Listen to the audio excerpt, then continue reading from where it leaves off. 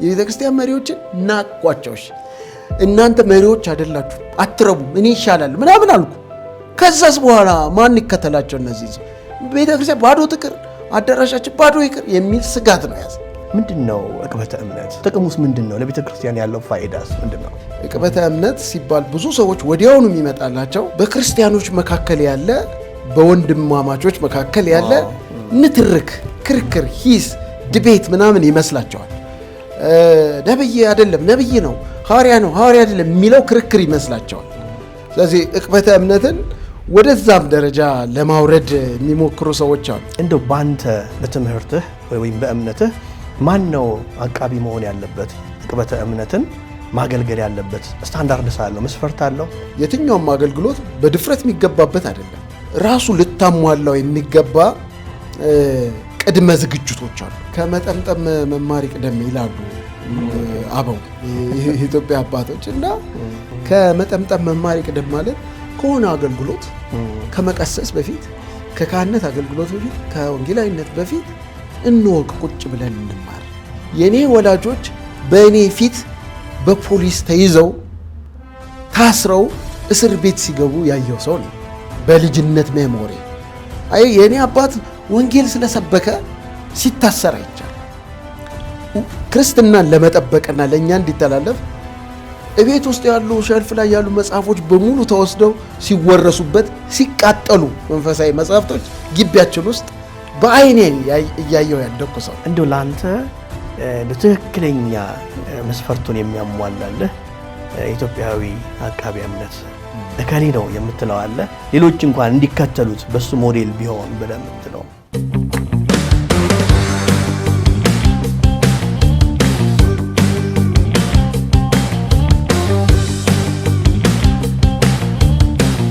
የተወደዳችሁ የኪንግደም ላይት ሚዲያ ተከታታዮች ዛሬ እንደተለመደው አንድ የተወደደ እንግዳ ጋብዤላችኋለሁ። ዕቅበተ እምነትን በተመለከተ የምንወያይ ይሆናል። በዚህ ውይይት እንደምታተርፉ ብዙ እንደምትማሩ አምናለሁ። ውይይታችንን እንቀጥላለን። ተከታተሉን። ዳኒ እንኳን በደህና መጣ ወደ ኪንግደም ላይት ሚዲያ። እንኳን ደህና ቆያችሁ። እንግዲህ ካንተ ጋር ልወያይ የፈለኩት በዕቅበተ እምነት በተመለከተ ነው። ዕቅበተ እምነት ላይ እንደ ጻፍ ካውቃለሁ፣ ብዙ በሚዲያም በመጽሐፍም እንደ ጻፍ ካውቃለሁና በዚህ ርዕስ ነው እንድንነጋገር የምፈልገው። በጣም ጥሩ ጊዜ እንደሚኖረን አምናለሁ። ግን ፕሮግራማችንን ከመጀመራችን በፊት እንጸልይ፣ እግዚአብሔር እንዲረዳን። የዘላለም አባት እግዚአብሔር ሆይ በናዝሬቱ በጌታ በኢየሱስ ስም እጅግ አድርገን እናመሰግንሃለን። አቤቱ አምላካችን ሆይ ደግሞ ዛሬ ከወንድሜ ከዳኒ ጋር ዕቅበተ እምነትን በተመለከተ እንድንወያይ ይህንን ጊዜ ይህንን ሰዓት ስለሰጠህ እናመሰግንሃለን። በዚህ ውይይት ተመልካቾቻችን እንዲያተርፉ እግዚአብሔር ሆይ እንዲማሩበት፣ ቤተክርስቲያን እንድትጠቀምበት እንድትረዳን ጸልያለሁ። በነገር ሁሉ ተመስገን። ዳኒንም እኔንም እንድትረዳን እግዚአብሔር ሆይ ጸልያለሁ። በምትወደው ልጅህ በናዝሬቱ በጌታ በኢየሱስ ስም አሜን አሜን። እንግዲህ ዕቅበተ እምነት ላይ ከመነጋገራችን በፊት ዳኒን ማስተዋወቅ ያስፈልጋል። እኔ ያው አውቃለሁ፣ አስተማሪ ነህ፣ ካንተ ብዙ ተምሬያለሁ እና ግን ለማያውቁ ተመልካቾች ዳንኤል ይልማ ማን ነው? የትምህርት ዝግጅቱ፣ የቤተሰብ ሁኔታ፣ የት እንደምትሰራ እንደው ብትነግረን ዳኒ። እሺ፣ በጣም አመሰግናለሁ። ዳንኤል ይልማ እባላለሁ። ዳንኤል ይልማ ደንቡ ነው የሚባለው። እሱንም መጨመር ፈልጋለሁ። የስም ሞክሽ ያለኝ በዕቅበተ እምነት አገልግሎት ምናምን የሚያገለግል ዳንኤል ይልማ ይባላል። አንዳንድ ሰዎች ዳንኤል ይልማ በአያት ስም መለየት እንዲችሉ ዳንኤል ይልማ ደንቡ ነው የሚባለው። ባለትዳርና የ5 ልጆች አባት ነኝ። የሰራዊት አንድ ትንሽ ነው፣ ለግማሽ ደርሰን አንድ ቀረን። ጌታን እናመልካለን ከልጆቼ ከቤተሰቤ ጋር። በቤተ ክርስቲያን ነው ተወልጄ ያደግኩት። የወላጆቼ አማኞች ስለነበሩ ከልጅነቴ ጀምሮ ወደ ጌታ ነው የመሩን። እዚህ መጽሐፍ ቅዱስ እየተማረን በሰንበት ትምህርት ቤት በቤተ ክርስቲያን ውስጥ ነው ያደግኩት። በሙሉ ወንጌል ቤተ ክርስቲያን አባልና አገልጋይ ነኝ። በዋናነት ከልጅነታችን ጀምሮ እዛው ቤተ ክርስቲያን ያደግነው የተወለድነውም በልዩ ልዩ አገልግሎት ውስጥ አልፍ ያለው ከህፃንነት የጀመሪ የቤተ ክርስቲያን ስታድግ እድል አለህና የሚገርመው እኔ አሁን ያላለፍኩበት የአገልግሎት ዘርፍ አለ ብዬ አላስብም። በቃ ከሕፃንነታችን ጀምሮ ቤተክርስቲያን ውስጥ እያገለገልን በዝማሬ በስብከት በማስተማር ዲያቆን ሆኜ አላውቅም እንጂ ሽማግሌ ቤተክርስቲያን ሆኜ አውቃለሁ። በተርም ስለሆነ ያው ጠብቄ በመስበክ በማስተማር ነው የማገለግለው በዋናነት። በዚህ ጊዜ በመጽሐፍ ቅዱስ ትምህርት የመጽሐፍ ቅዱስ አስተማሪ ነኝ፣ የሥነ መለኮት አስተማሪ ነኝ። ባለፉት በተለይ 18 ዓመት አካባቢ 20 ዓመት ይሆነኛል ከ2004 በፈረንጆች ጀምሮ ከ20 ዓመት በላይ ነው በልዩ ልዩ መጽሐፍ ቅዱስ ትምህርት ቤቶች ስነ መለኮትን በማስተማር አገልግያለሁ። አሁንም በማገልገል ላይ ነኝ። በተለይ በዚህ ጊዜ በኢትዮጵያ ስነ መለኮት ድህረ ምረቃ ትምህርት ቤት ውስጥ ግስት አስተምራለሁ። የተማሪዎችም ተጠባባቂ ዲን ነኝ። የሪሰርች ኦፊስንም እመራለሁ። በዚህ አይነት ሁኔታ አገለግላለሁ። በተጨማሪ ሌሎችም ኮሌጆች እየተጋበዝኩ አስተምራለሁ። በሙያዬ የክርስቲያን ስነ መለኮት ተማሪ ነኝ ወይም ራሴን እንደ ክርስቲያን ስነ መለኮት ባለሙያ ቆጥራለሁ። ቴዎሎጂያን ነኝ። በሌላ ደግሞ መልኩ አሁን ፒኤችዲ ተማሪ ነኝ።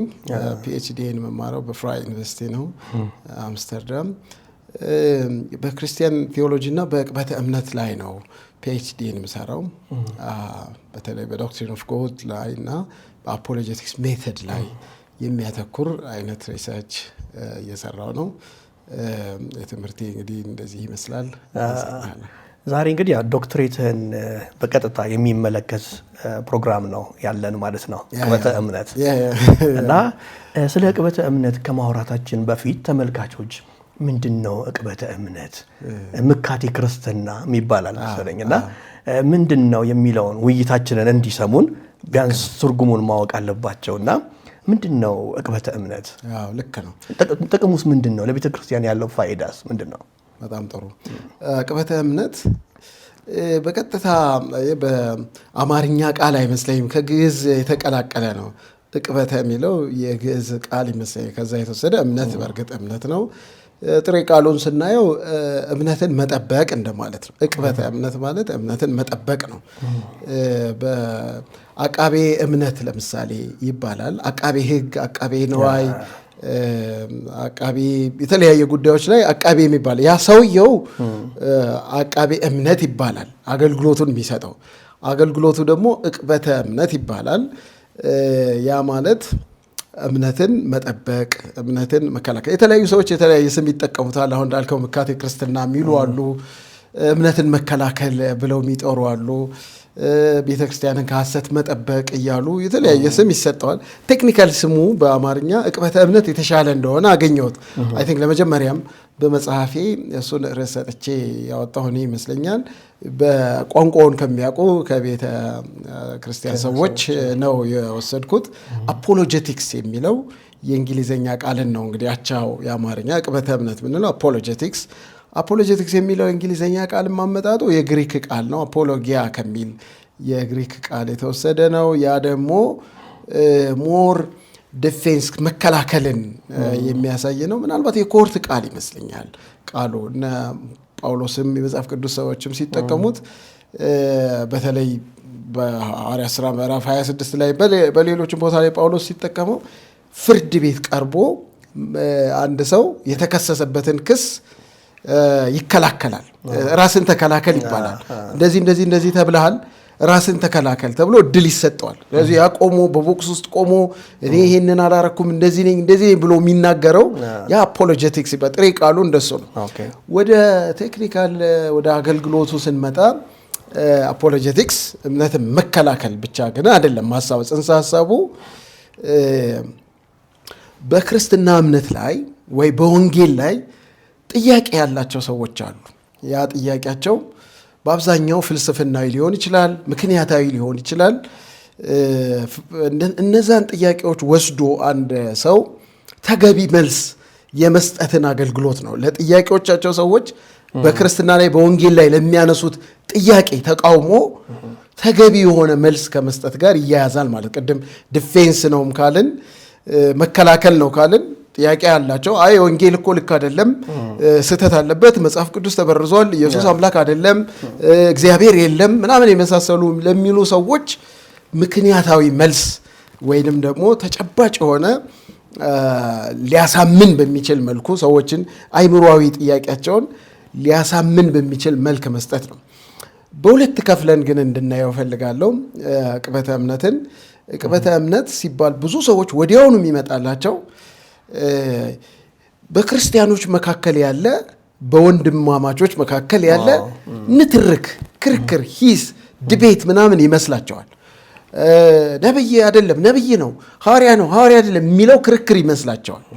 ስለዚህ ዕቅበተ እምነትን ወደዛም ደረጃ ለማውረድ የሚሞክሩ ሰዎች አሉ። ያንን አያጠቃልልም። ይሄ ነው አይደለም ገጽታውን ልናገር። ሁለት አይነት ገጽታ አለ ብዬ ነው የማስበው። በክርስቲያኖች መካከል የሚኖረውን ሂስና ክርክር በተመሳሳይ ጎራ ውስጥ ያሉትን ላይወክል ይችላል ብዬ አስባለሁ። ዕቅበተ እምነት ፕራይመርሊ ራሱ አፖሎጀቲክስ የሚለው ከሆነ እያወራን ያለ ነው። ፕራይመርሊ በክርስቲያኖች መካከል የሚነሱ ጥያቄዎች ጋር የሚገናኝ አይደለም ፕራይመርሊ። እና ይሄ አሁን በጣም ቴክኒካል ስንሆን ማለት ነው ከክርስትና እምነት ውጭ ያሉ ከክርስትና ሃይማኖት ውጭ ያሉ ምን ሊሆኑ ይችላሉ?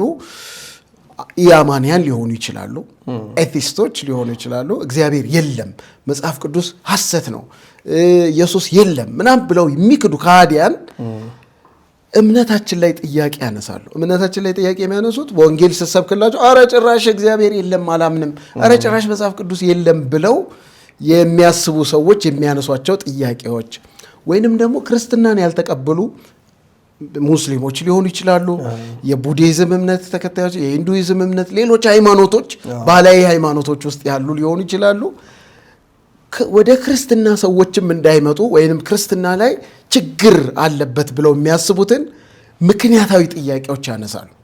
ስለዚህ በቅድሚያ አገልግሎቱ ለነኚህ ሰዎች ማብራሪያ መስጠት፣ ለነኚህ ሰዎች ጥያቄ መልስ መስጠት እና ክርስትናን መጠበቅ መከላከል ነው በቅድሚያ። ሁለተኛ ገጽታ ግን አለው ብለናል። እኛ ያው ቃሉን መፈለግ አለብን። ባይዘዌ ቃሉን መፈለግ አለብን ማለት ዕቅበተ እምነት እያለን ወይም ዕካቴ ክርስትና እያለን እንጠቀመዋለን። ስለዚህ ስለ ሁለቱም ነገር የምናወራ ድብለቅለቅ ይላል። አንዳንዴ በእንግሊዝኛ ላይ የሚረዳ ሆኖ ያገኘሁት ቴክኒካሊ ፖለሚክ የሚለውን ቃል ሰዎች ይጠቀማሉ። በሐሰት ትምህርት ከሐሰት አሰራርን ቤተ ክርስቲያንን የመጠበቁን ጉዳይ ፖለሚክ ብለው ይጠሩታል። ያን በአማርኛ አቻ እንግዲህ ከሐሰት ትምህርት ቤተክርስቲያን ከሐሰት አሰራር ቤተክርስቲያንን መጠበቅ ከሐሰተኛ አገልጋዮች፣ ከሐሰተኛ ነቢያት፣ ከሐሰተኛ ሐዋርያት፣ ከሐሰተኛ አስተማሪዎች፣ ከሐሰተኛ ሰባኪዎች ቤተክርስቲያንን የመጠበቅ ደግሞ ኃላፊነትም አለ። እዛው በክርስትና ውስጥ አለን። በክርስትና ውስጥ ነው ይሄ ፖለሚክ የሚለው ቀጥታ አፖሎጀቲክስ የሚለው ቴክኒካሊ እንጠቀመው ካልን ዕቅበተ እምነት ለዚህኛው ላይ ሰራ ይችላል። ግን እኛ ኢንተርቼንጀብሊ መጠቀም እንችላለን። እስከተግባባንበት ድረስ አጠቃቀሙን ኢንተርቼንጀብሊ በመቀየር ከውጭም ለሚመጣ ጥቃት ከውጭም ለሚነሳ ጥያቄ መልስ መስጠት፣ ከውስጥ ደግሞ ላሉ ሐሰተኛ አስተማሪዎች፣ ሐሰተኛ ነቢያት፣ ሐዋርያት ምናምን የሚባሉት ሐሰተኛ አገልጋዮች የሚነሱ ጥቃቶችን ማብራሪያ መስጠት ጋር መልስ መስጠት ጋር ከነዛ መጠበቅ ጋር አይተን ማየት እንችላለን። ምንድነው ፋይዳውን ልናገር። ፋይዳውን ስላነሳል ዕቅበተ እምነት እንግዲህ በእምነትን መከላከል፣ እምነትን መጠበቅ። ለእኔ ዕቅበተ እምነት የሚለውን ቃል የምጠቀመው እሱንም ይዘን መሄድ እንችላለን።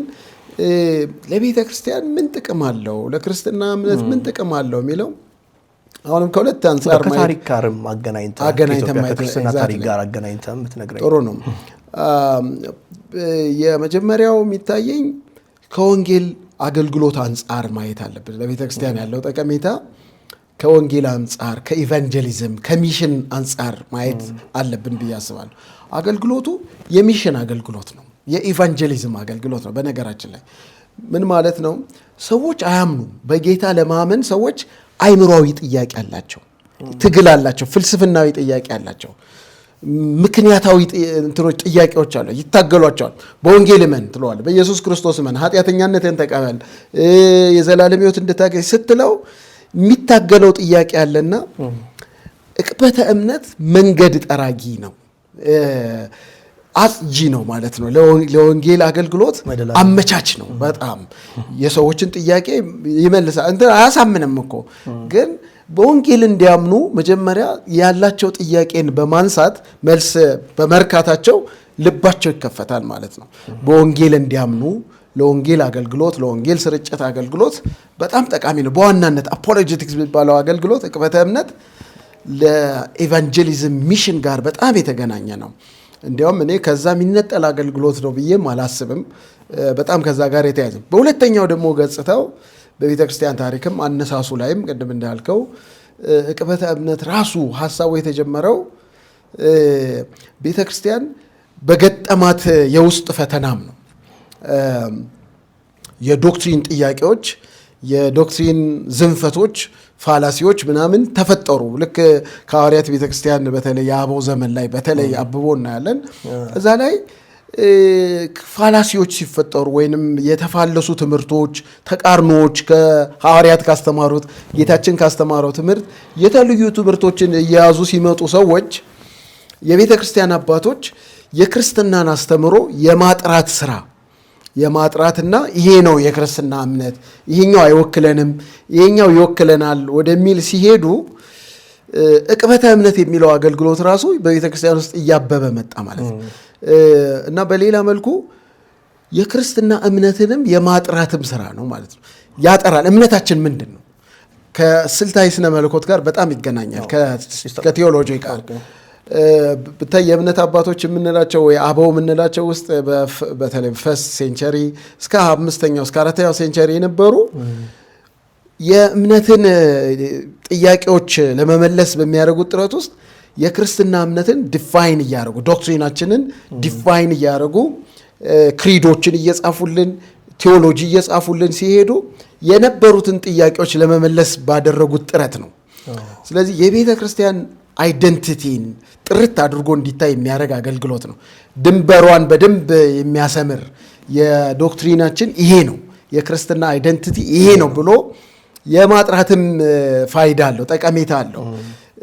ለሰዎች ጥያቄ መልስ ከመስጠትም ባሻገር ቤተ ክርስቲያንን ከመጠበቅም ባሻገር እምነታችንን እንድናጠራ ያደርገናል። በነገራችን ላይ ይሄ በጣም ጥሩም ነው። በማህበራዊ ሚዲያ የሚሆን በሌሎችም ቦታዎች በሚደረጉ የዕቅበተ እምነት ስራዎች ውስጥ ምን እናያለን? ሰዎች እምነታችን ለካ ይሄ ነው ብለው እንዲያውቁ ያደርጋል። መጽሐፎች ሲጻፉ የአፖሎጀቲክስ መጽሐፍ ሲጻፍ ምናምነውንና ማናምነውን ነገር እንድንለይ ጠቀሜታ ይሰጠናል። ስለዚህ ደቀ መዝሙር ከማድረግ ቤተ ክርስቲያንን ከጤናማነት ከመጠበቅ አንጻር ትልቅ ፋይዳ አለው። ደግሞ በውስጥ ስንሄድ የቤተ ክርስቲያን ቀጣይነትን የእውነት ቀጣይነትን የማረጋገጥ ፋይዳ አለው። ከእረኝነት አገልግሎት ጋር ይያያዛል ማለት ነው። ብዙ ሰፊ ነው ፋይዳው ብዬ አስባለሁ። ወንጌልን በተለይ ከሚወሩ ሰዎች ይጠብቃል። ወንጌል ደግሞ ግልጽነት ይሰጠዋል። እንደው ሌላ ገጽታው አንዳንድ ደግሞ ክርስቲያናዊ ማብራሪያዎች የሚፈልጉ ጉዳዮችንም ዕቅበተ እምነት ይሰጣል። ለምሳሌ ጥያቄዎች አሏቸው ሰዎች ሳይንስ እንዲመልስላቸው ያልቻለ፣ ሳይንስ ሊመልስላቸው ያልቻለ፣ ማህበራዊ ሳይንስ ሊመልስላቸው ያልቻለ መንፈሳዊ ማብራሪያ ወይም ቴዎሎጂካል ኤክስፕላኔሽን፣ ኢንተርፕሬቴሽን፣ ትንተና፣ ትርጓሜ የሚፈልጉ ነገሮች አሉ። ለምሳሌ እንትንን ብናይ ኢቭልን ብናይ ክፋትን ብናይ ክፋት ለምን በዓለም ላይ ኖረ? ክፉ ምንጩ ምንድን ነው? ማን ነው ከክፋት ጀርባ ያለው? የመሳሰሉ ጥያቄዎች ትልልቅ ጥያቄዎች ናቸው።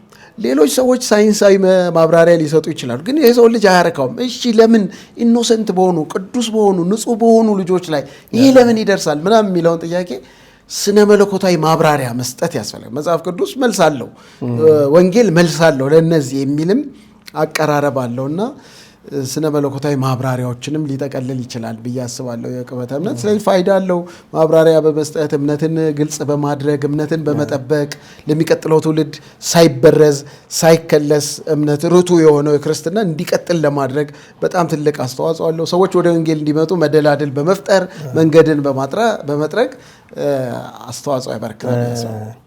እንግዲህ የማህበራዊ ሚዲያን መስፋፋት ተከትሎ በጣም ብዙ ወጣቶች ብዙ ሰዎች በሀገር ውስጥም በውጭ ሀገርም የሚኖሩ ወንድሞችና እህቶች ዕቅበተ እምነት አገልግሎት ላይ ተሰማርተው እናያለና በጣም በርካቶች ናቸው።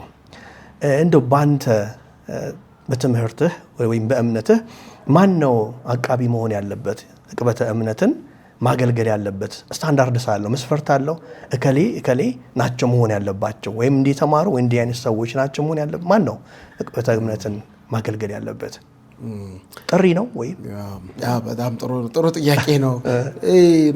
ይሄ አንድ ደስ የሚለኝን ነገር ልናገር። በዚህ አሁን አንተ ስትለው ውስጤ ሞቋል፣ ደስ ብሎታል። ብዙ ሰዎች ተነስተዋል። ብዙ ሰዎች በማህበራዊ ሚዲያ በጽሁፍም እምነታችን መጠበቅ አለበት፣ ለእምነታችን እንጋደላለን የሚለውን ይዘው እያገለገሉ ነው ስትል በጣም ደስ አለው ውስጤ። ምክንያቱም ይሄ አገልግሎቱ መጨረሻ ላይ እንደዚህ ደረጃ መድረስ አለበት ብዬ አምናለሁ። እያንዳንዱ ክርስቲያን እምነቱን የመጠበቅ እምነቱን የማስተላለፍ ወንጌልን ማለት ነው የመጠበቅ የማስተላለፍ የመመከት ኃላፊነት አለበት። መለኮታዊ ማንዴት አለው። ለእያንዳንዱ ክርስቲያን የተሰጠ መለኮታዊ ኃላፊነት ነው። ስለዚህ ማንም የሚሰጠንም አይደለም። በነገራችን ላይ ከዚህ በፊት ግልጽም ለማድረግ በጣም ፈልገዋል ነገር የዕቅበተ እምነት አገልግሎትን ልክ እንደ ወንጌል አገልግሎት እንደ ማስተማር አገልግሎት በዋናነት በቅድሚያ ከሰው የምትቀበለውና ለሰው የምታደርገው አይደለም። ምን ማለት ነው? ማንዴቱ ከየት ነው? ምንጩ የስልጣን ምንጩ ከየት ነው? ይህንን ለማድረግ ወንጌልን ለመጠበቅ ለመመከት የስልጣን ምንጫችን ከየት ነው የሚገኘው ሲባል የመጀመሪያው ከእግዚአብሔር ነው ብዬ ነው ማምነው። የመጀመሪያው ከእግዚአብሔር ነው። ስለዚህ የሚያስቆምህ የሚከለክልህ ሌላ ኃይል አይኖርም። ባይዘው የሚከለክልህ የሚያስቆምህም ኃይል ሊኖርም አይገባም። ልክ እንደ ወንጌልን ተቋም አይደለም የሚሰጥህ እንድትሰብክ። ወንጌልን ለመስበክ ተቋም ፈቃድ አይሰጠን፣ ተቋም ፈቃድ አይከለክለንም። ማንዴቱ ከየት ነው የመጣው? የወንጌልን መስበክ ስትል ማንዴቱ ዲቫይን የሆነ መለኮታዊ የሆነ ማንዴት ነው ያለን። ምንጩ እግዚአብሔር ነው። ያንን አገልግሎት የሰጠን አደራውን የሰጠን እግዚአብሔር ነው ብለን በዋናነት እንወስዳለን። ስለዚህ እያንዳንዱ አማኝ በእኔ እይታ መጽሐፍ ቅዱሳዊ ነው ብዬ አስባለሁ። ጥቅስ መጥቀስ እችላለሁ። እምነቱን የመጠበቅና ስለ እምነቱ የሚነሳ ጥያቄ ላይ ማብራሪያ መስጠት ይገባዋል፣ አለበትም፣ ግዴታውም ነው። ከዛ ይጀምራል ብዬ አስባለሁ። ስለዚህ አቃቢያን እነማን ናቸው ካልከኝ ሁሉም አማኞች በጻፍኩት መጽሐፍ ቅድም ያነሳው መጽሐፍ ላይ በ2013 ቀደም ብሎ ነው። አሁን ሁለተኛ እትም እያሳተምኩት ነው። እዛ ላይም ለመሞገትም ጥሪም ለማድረግ የሞከርኩት ይሄ ኃላፊነት እምነትን የመጠበቅ ኃላፊነት የዕቅበተ እምነት አደራ ለገሌ ተብሎ ተለይቶ የተሰጠ አይደለም። የአማኞች ሁሉ ጥሪ ነው። ወንጌልን መስበክ እንዳለብን ማስተማር እንዳለብን ያም ደግሞ ማንዴቱን ከላይ እንደምናገኘው ለሁላችን የተሰጠ ኃላፊነት ነውና ሁላችን እንግባ የሚል ጥሪ ስለሆነ ቀደም ደስ ያለኝ ለሱ ሁላችን እንግባበት የሁላችን ኃላፊነት ነው። ነገር ግን ያፈርሳል፣ ለማፍረስ አይደለም። ነገር ግን ይህንን አገልግሎት በተለየ ሁኔታ የሚመለከታቸው ደግሞ የአገልግሎት ጥሪዎች አሉ ብዬ አስባለሁ። በተለየ ሁኔታ ደግሞ በዋናነት ስራቸው መካከል ጆብ ዲስክሪፕሽናቸው ውስጥ ብታስገባ ደግሞ የምታስገባቸው ሰዎች አሉ። እነማን ካልከኝ የቤተ ክርስቲያን መሪዎችና እረኞች ጆብ ዲስክሪፕሽናቸው ውስጥ ቤተ ክርስቲያንን መጠበቅ የሚላል መጠበቅ ነው። የእረኝነት ስራ ምንድነው? መጠበቅ ራሱ። እረኛ ምንድነው ስራው? ጠባቂ ነው። ምንድነው የሚጠብቀው? ንብረት አይጠብቅም፣ ገንዘብ አይደለም። ቤተ ክርስቲያን የሚጠብቀው ምእመናንን ከነጣቂዎች፣ ከአሳቾች፣ ከሐሰተኛ ፍልስፍና፣ መርዛማ ከሆነ ትምህርት፣ መርዛማ ከሆነ ፍልስፍና፣ ከክህደት የመጠበቅ ደግሞ ሪስፖንሲቢሊቲ የጆብ ዲስክሪፕሽናቸው የሥራ መዘርዝራቸው ውስጥ የተካተተ በመጽሐፍ ቅዱስ ውስጥ መሪዎችን እናገኛለን። ለምሳሌ አንድ ፓስተርን ወስደን ጢሞቴዎስን፣ ቲቶንም ብናይ ወደ ቤተ ክርስቲያን መጋቢ ተደርገው ሲሾሙ ሲቀመጡ በተሰጣቸው የሥራ መዘርዝር ውስጥ ቤተ ክርስቲያንን መጠበቅ ነው። የቤተ ክርስቲያን መሪዎችንም ብትወስድ በኤፌሶን ቤተ ክርስቲያን መሪ በሐዋርያት ሥራ ምዕራፍ 20 ላይ በሌሎችም በርካታ የመጽሐፍ ቅዱስ ክፍሎች ውስጥ ቤተ ክርስቲያንን ትጠብቋት ዘንድ እናንተን ጳጳሳት አድርጎ ለሾመበት ለመንጋ ሁሉና ለራሳችሁ ተጠንቀቁ የሚል ኃላፊነት ተሰጥቷቸው። ስለዚህ እነኚህ ሰዎች እነዚህ የአገልግሎት ድርሻዎች ክፍሎች ቤተ ክርስቲያንን የመጠበቅ ከሐሰት ከአሳቾች ከመርዛማ ከሆነ ፍልስፍና ከዓለማዊ ከሆነ ሴኩላሪዝም ተጠያቂዎች ናቸው። እነዚህ ደግሞ ወደ እግዚአብሔር ሲቀርቡ ተጠያቂው ነው። ሁላችንም የተጠያቂነት ሌቭሉ ከፍ ይላል ወደ መሪዎች ሲመጣ ብዬ አስባለሁ። እንደገና ደግሞ ሊጨምር ማንኛውም ደግሞ አገልግሎት ዝግጅት ይጠይቃል፣ ብቃት ይጠይቃል። ማንኛውም አገልግሎት በነገራችን ላይ ይሄ በድፍረት የሚደረግ አይደለም። ስጦታ ይጠይቃል፣ ክህሎት ይጠይቃል፣ ባህሪ ይጠይቃል፣ ዝግጅት ብቃት ይጠይቃል አገልግሎት። እኔ እንግዲህ ስለ ዕቅበተ እምነት ብቻ ሳይሆን የትኛውም አገልግሎት በድፍረት የሚገባበት አይደለም። ራሱ ልታሟላው የሚገባ ቅድመ ዝግጅቶች አሉ። መንፈሳዊ ዝግጅት፣ አእምሮአዊ ዝግጅት፣ ስነ ልቦናዊ ዝግጅት፣ እንደዚህ ብለህ ልትዘረዝራቸው የምትችላቸው ልታሟላቸው የሚገቡ ብቃቶች አሉ። ማንም ሰው የትኛውም አገልግሎት ውስጥ ከመግባቱ በፊት መሆን ያለበት አገልጋዩ መሆን ያለበት ነገር አለ። ስለዚህ ዕቅበተ እምነት ጋር ሲመጣ የተለየ ሆኖ ማንም ደፋር እየገባ የሚያደርገው አይደለም። ያንም ያልተዘጋጀ ማንም የማያቅ ሰው ማንም ያልበሰለ ሰው የሚገባበት ሜዳ አይደለም። የመጋቢነት አገልግሎት ዝግጅት እንደሚጠይቅ፣ የወንጌል አገልግሎት ዝግጅት እንደሚጠይቅ፣ የማስተማር አገልግሎት ዝግጅት እንደሚጠይቅ ዕቅበተ እምነትም ደግሞ ለማገልገል ራሱን የቻለ ዝግጅት ይጠይቃል። ያ ብቃትን ይጠይቃል ማለት ነው። ብቃቶቹ መንፈሳዊ ብቃት ሊኖረው ይገባል። ባህሪያዊ ብቃት ሊኖረው ይገባል። የእውቀት የአእምሮ ብቃት ሊኖረው ይገባል። ስነ ልቦናዊ የስሜት ብቃት ሊኖረው ይገባል። እንደዚህ ብቃቶች ሳያሟላ አንድ ሰው በአቃቤ ነኝ ብሎ ቢገባ ወይ አቃቤ እምነት ነኝ ወይንም መጋቢ ነኝ ወይንም አስተማሪ ነኝ ቢል ከሚያለማው ይልቅ የሚያጠፋው ሊብስ ይችላል ብዬ ነው ማስበው። እና ፕሮፐር የሆነ ፕሪፓሬሽን ዝግጅት ይጠይቃል ማለት ነው። ዕቅበተ እምነትም ልክ የዝማሬ አገልግሎት ዝግጅት እንደሚጠይቀው ማለት ነው። የስብከት አገልግሎት፣ የጸሎት አገልግሎት ዝግጅት እንደሚጠይቀው በዕቅበተ እምነት አገልግሎት ውስጥ ደግሞ ለመግባት በስፋት አገልግሎቱን በትክክል ሁኔታ ለማድረግ ስለዚህ መስፈርት አለው ይላልከኝ የዕቅበተ እምነት አገልግሎት እንደዚህ ብዬ ከሁሉም አገልግሎት ጋር አድርጌ የሁሉም አገልግሎት መስፈርት አለ። የቤተ ክርስቲያን መሪ መሆን መስፈርት እንዳለው ሁሉ አስተማሪ መሆን፣ ዘማሪ መሆን መስፈርት እንዳለው ሁሉ አገልግሎት ስለሆነ በተለይ አንድ አባባል አለ፣ ከመጠምጠም መማር ይቅደም ይላሉ አበው የኢትዮጵያ አባቶች። እና ማታውቀውን ነገር ልጠብቅ ብለህ አትገባም። እምነትህን መጀመሪያ ማወቅ ይጠይቃል ማለት። ከመጠምጠም መማር ይቅደም ማለት ከሆነ አገልግሎት ከመቀሰስ በፊት፣ ከካህነት አገልግሎት በፊት፣ ከወንጌላዊነት በፊት እንወቅ፣ ቁጭ ብለን እንማር። አሁን ይሄ ዲሲፕሊን የሌለው ሰው፣ ቁጭ ብሎ ያልተማረ ሰው፣ ስነ መለኮቱን የማያቅ ሰው፣ ዘዴውን የማያቅ ሰው፣ ስለ ዕቅበተ እምነት መርሆች፣ የአገልግሎት መርሆች የማያቅ ሰው ዘሎ ባይገባ እላለሁ። እነኛ አይነት አገልግሎቱ ቅናቱ ጥሩ ነው፣ ዚል ጥሩ ነው፣ በጣም ፓሽን ጥሩ ነው። ግን ዚል እና ፓሽኑን ያለ እውቀት ደግሞ ስታደርገው የምታፈርሰው ነገር ሊበዛ ይችላልና እኔ እንግዲህ እንደዚህ ልጠቅልለው፣ አገልግሎቱ የሁሉም አማኞች ነው፣ ለሁሉም አማኞች የተሰጠ ነው ብዬ አስባለሁ ማንዴቱ። ስለዚህ ተቋማዊ ድርጅታዊ ምናምን ላይሆን ይችላል። ማንዴቱን የሚሰጠን ማን ነው ካልከኝ፣ ልክ እኔ ወንጌል አትስበክ ቢሉኝ ወንጌል እንዳትሰብክ ከዛሬ በኋላ ፈርሞ የሆኑ ክፍሎች ቢከለክሉ አታቆምም። መንግስት ቢከለክል አታቆምም። የሆነ ድርጅት ቢከለክል ወንጌል መስበክ አታቆምም። ለምን? ፕራይመርሊ ማንዴቱ ከሰማይ የመጣ ዲቫይን መለኮታዊ ነው።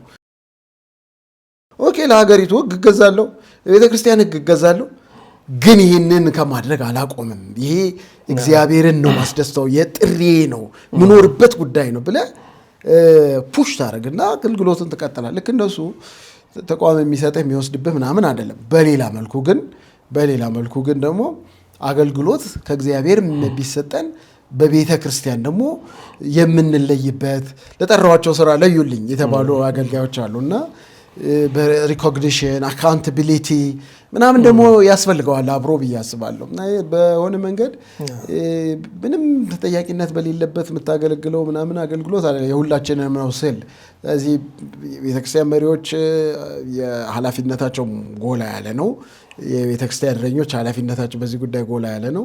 ለዚህ ጉዳይ ደግሞ ራሳቸውን ሰጥተው አቃቢ እምነትን በፉል ታይም በፕሮፌሽናል በሆነ ሁኔታ የሚያገለግሉ ሰዎች ደግሞ አሉ።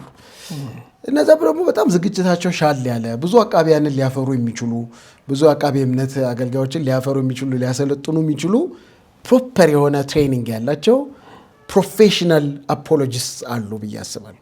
ስለዚህ እንትኑ የአማተር እና የፕሮፌሽናል ምናምንም ልናደርገው እንችላለን።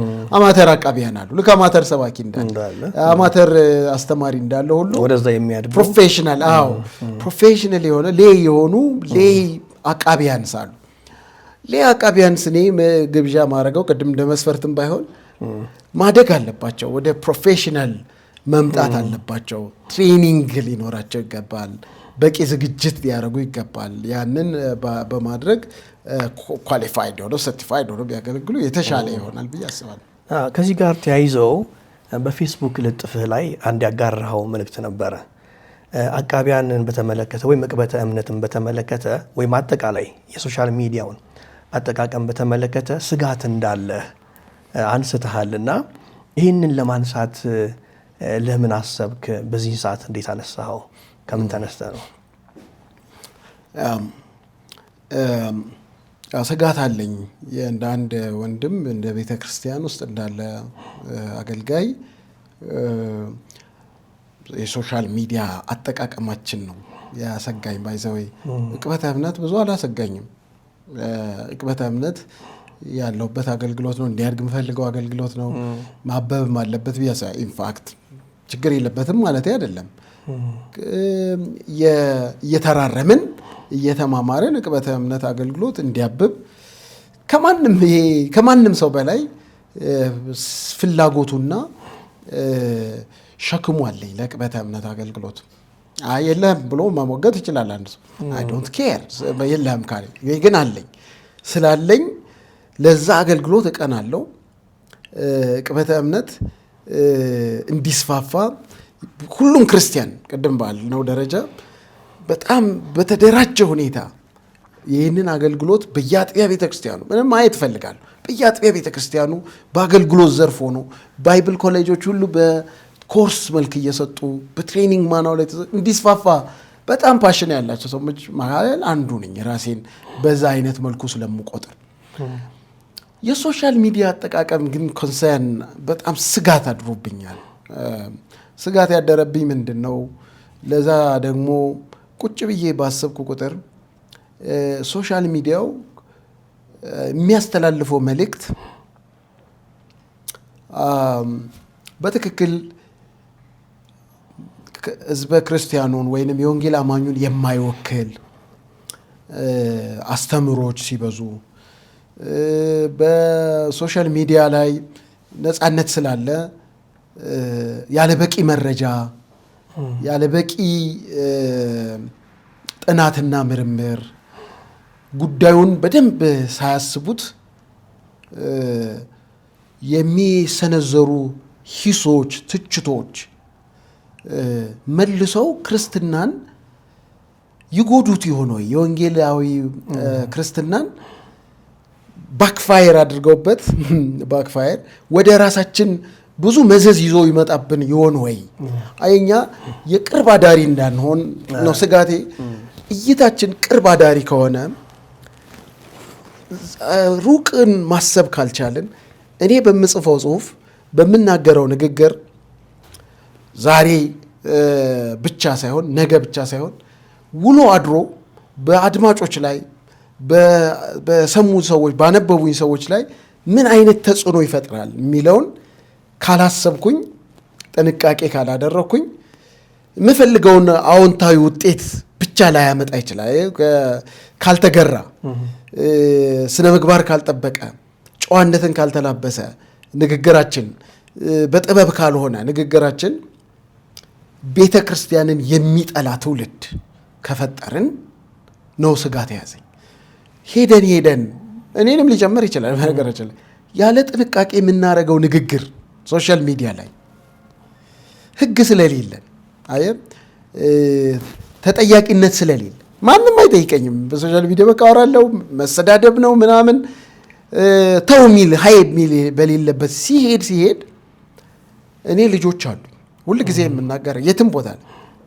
የመጀመሪያው የሚያሳስበኝ ልጆቻችንን በትክክል ክርስትናን አስተላልፈ የወንጌላዊ ክርስትና ለልጆቼ ጤናማው ርቱ የሆነው ኦርቶዶክስ የሆነው ኤቫንጀሊካሊዝም ይተላለፋሉ ወይ? ልጆቻችን በትክክል እኛ ከአባቶች ተቀብለን ምክንያቱም እኔ እንደሌላ ሰው አይደለሁም። ወንጌል ወደ እኔ የደረሰበትን መንገድ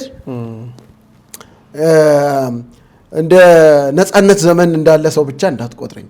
የኔ ወላጆች በእኔ ፊት በፖሊስ ተይዘው ታስረው እስር ቤት ሲገቡ ያየው ሰው ነኝ በልጅነት ሜሞሪ። የኔ አባት ወንጌል ስለሰበከ ሲታሰር አይቻለሁ።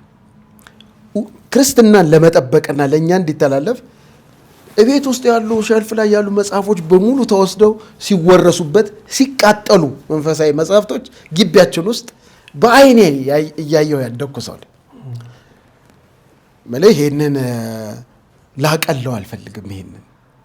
ይሄንን ክርስትና ይሄንን ወንጌል በዋጋ ተከፍሎ ስለኔ አባት ብቻ ተናገርኩ እንጂ hundreds and thousands ወንጌል ወደኛ እንዲደርስ ዋጋ ከፍለው ነው ያደረሱት።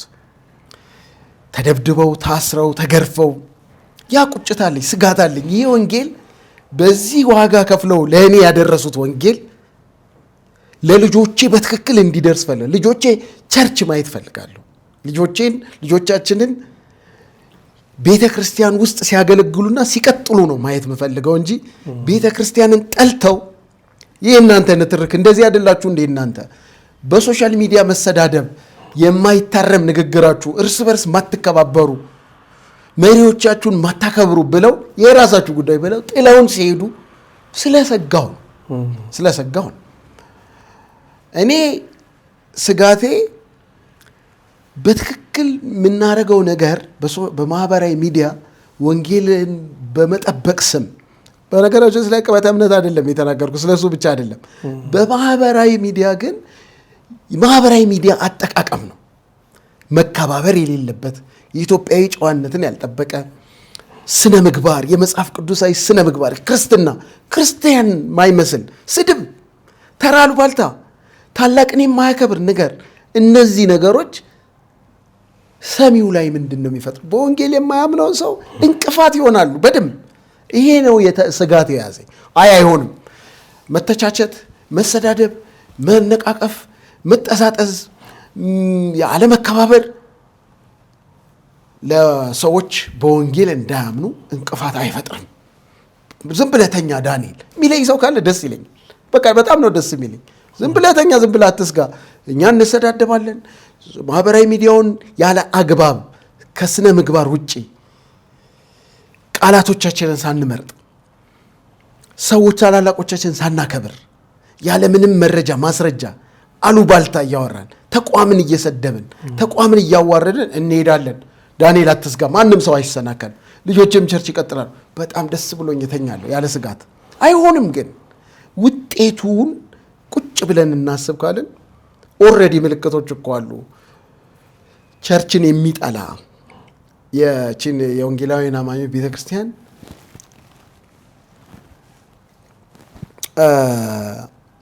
አግባብ ባልሆነ የሚዲያ ንትርኮቻችን ወይ የእርስ በርስ ግንኙነታችን ተመልክተው በቃ እናንተ እንደዚህ ናችሁ ብለው ንቀውን የቀሩ ወጣቶች አሉ።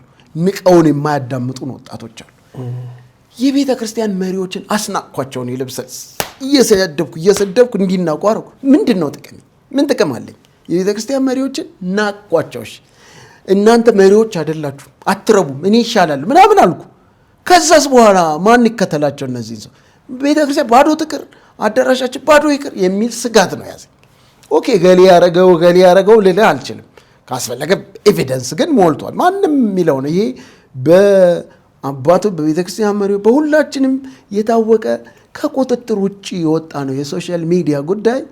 ኖት ኦንሊ በቤተክርስቲያን ብቻ አይደለም፣ ከቤተክርስቲያን ውጭ ሁሉ ስጋት ሆኖ ማህበራዊ ሚዲያ ተቋምን እያፈረሰ ሀገርን እየረበሸ አላደለ እሴቶችን እያፈራረሰ ያለ አደገኛ ቱል ነው እና ለቸርችም ከሚሰጠው ጥቅም ከሚያበረክተው አስተዋጽኦ ባለፈ ጎጂ የሚሆንበት ሁኔታ ስላለ ማህበራዊ ሚዲያ የምንጠቀም ሰዎች፣ በማህበራዊ ሚዲያ ላይ የምናገለግል ሰዎች ቆም ብለን እንድናስብ እኔ ስጋት ያለኝ ከሼር ካረጉኝ በጣም ደስ ይለኛል። ስጋቴ የራስ ብቻ ነው እንቅልፍ ስታጣ አደርም ካሉኝ እንቅልፌን ሰዓት አድራለሁ። እኔ ያሰጋኛል፣ እኔ ያሳስበኛል። ፐርሰናልም ነው ያሳስበኛል፣ ያሰጋኛል። እንዴት ያሰጋሃል? አያስጋ ምናምን ብሎ አይደለም መልሱ። ያሰጋኝ ነገሮችን አሉ። አሁን እንዳነሳው ያሰጋኝ ወጣቶች ቤተ ክርስቲያን ይሄዳሉ ወይ? ይወዷቸዋል ወይ? የኢቫንጀሊካል ቸርችን ወደው ይቀጥላሉ ወይ? ልጆቻችን ቸርችን ወደው ይቀጥላሉ ወይ? እኛን አይተው እናንተ እንደዚህ አይደላችሁ ምን አይነት ናችሁ እናንተን ነው የምንከተለው ብለውን እርስ በርስ እንኳን ቁጭ ብላችሁ መነጋገር የማትችሉ፣ ችግራችሁ መፍታት የማትችሉ፣ መቻቻል የማትችሉ፣ መነጋገር ድቤት ማድረግ የማትችሉ እንደዚህ አይነት አይደላችሁ ወይ? ዲቤት እንኳን እኮ አታረጉም ፕሮፐርሊ የሚሉን ሚንቁን ልጆች ከፈጠር ማንን ነው የምናስከትለው የሚል ስጋት ስላለኝ ነው። ስጋቴ ከዚህ የመነጨ ነው። ከአገልግሎት ሸክም ነው። ሌላ ኢንተረስት የለኝም። ተቋም ውስጥ ስትራክቸር ውስጥ ምናምን ስላለሁ አይደለም። ግን ከዛ ባለፈ ሀሳብ ጋር ግን ታላላቆችንም ማክበር እንደሚገባ አንስተሃል አሁን በንግግር ላይና ታላላቆች ጥፋትን ሲያጠፉ ወይም የሃይማኖት አባቶች እኛ ምሳሌ የምንላቸው ሰዎች የምንከተላቸው ሰዎች ሲያጠፉ ተቋማት እነሱንም የማይናገሯቸው ወይም የማይገስጿቸው ከሆነ ወጣቶች ተነስተው አባቶችን ቢናገሩ ወይም ደግሞ ልክ አይደላችሁም ቢሉ ችግሩ ምንድነው? ይህንን ደግሞ ከታሪክም ተነስተን ማየት እንችላለን። ለምሳሌ የአትናቴዎስንና የአርዮስን ታሪክ ከቤተክርስቲያን ታሪክ ተነስተን ብናይ አትናቴዎስ ምናልባት የ27 የ28 ዓመት ልጅ ሆኖ እንዲሁ በታሪክ ነው። አርዮስ ምናልባት የ60 ዓመት ሰው ሆኖ ይሄ ትንሽ ልጅ ያንን ሰው ሞግቶታል። እና ልጆች አባቶች ሲያጠፉ ቢሞግቷቸው ያለው ችግር ምንድነው? ይሄን እንዴት ነው ማስተካከል የሚቻለው? ጥሩ ሐሳብ ነው። እኔ የሆነ ቀደም ስለ ባህል ማሰብ በጣም ባህላዊ ሰው አይደለሁም። በጣም ትራዲሽን ሚዜ ግን የኢትዮጵያዊ ትራዲሽን ጨዋነት አለ። ከዛ ደግሞ የመጽሐፍ ቅዱስ የመተራረሚያ መንገዶች አሉ ወይንም ፕሮሲጀርስ ልንላቸው እንችላለን። የሚያጠፋውን አባት፣ የሚያጠፋውን ወንድም፣ የምታጠፋውን እህት፣ የሚያጠፋውን አስተማሪ እንዴት እንገስጸው፣ እንዴት እናርመው ነው የሚል ፕሮሲጀራል የሆኑ ነገሮች ወይ መጽሐፍ ቅዱሳዊ የሆኑ ነገሮችን፣ ባህላዊ የሆኑ ነገሮችን፣ ኮንቴክስት አውዳዊ የሆኑ ነገሮችን ማሰብ ያስፈልገናል ነው ምለው እንጂ እኔ ትልልቅ ሰዎች አያጠፉም አይገስጹም አላልኩም ብዬም አላምንም። ለምሳሌ ጥሩ ምሳሌ አሁን የቤተክርስቲያን ታሪክ ጠቅሰለ እኔ ራሴ ያሳለፍኩትን መናገር ይችላል ጥሩ ስለሆነ የወንጌል አማኞች ካውንስል በሚቋቋምበት ጊዜ ብዙዎች እንዲያውቁ የሚያውቁትንም ታሪክ ነው። የወንጌል አማኞች ካውንስል በኢትዮጵያ ውስጥ እንደሚቋቋም ወይ አስፈላጊ ነው ተብሎ በሚታሰብበት ጊዜ ከደነገጡትና ካሳሰባቸው ሰዎች መካከል አንዱ ነኝ። ካውንስሉ መቋቋም የለበትም ብሎ ከሚያምኑ ሰዎች መካከል አንዱ ነኝ የዛን ጊዜ። ከዛ ምን አደረክ?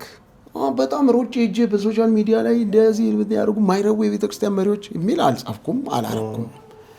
እኔን መሰል የሆኑ ወንድሞች ያሳሰበን ጉዳዩ ከአባቶቻችን ከቤተክርስቲያን መሪዎች ጋር አሁን በሚዲያም ስለሆነ የምናገረው ይሄን ካልተደረገ ልወቀስ እችላለሁ፣ ኃላፊነት ወስዳለሁ።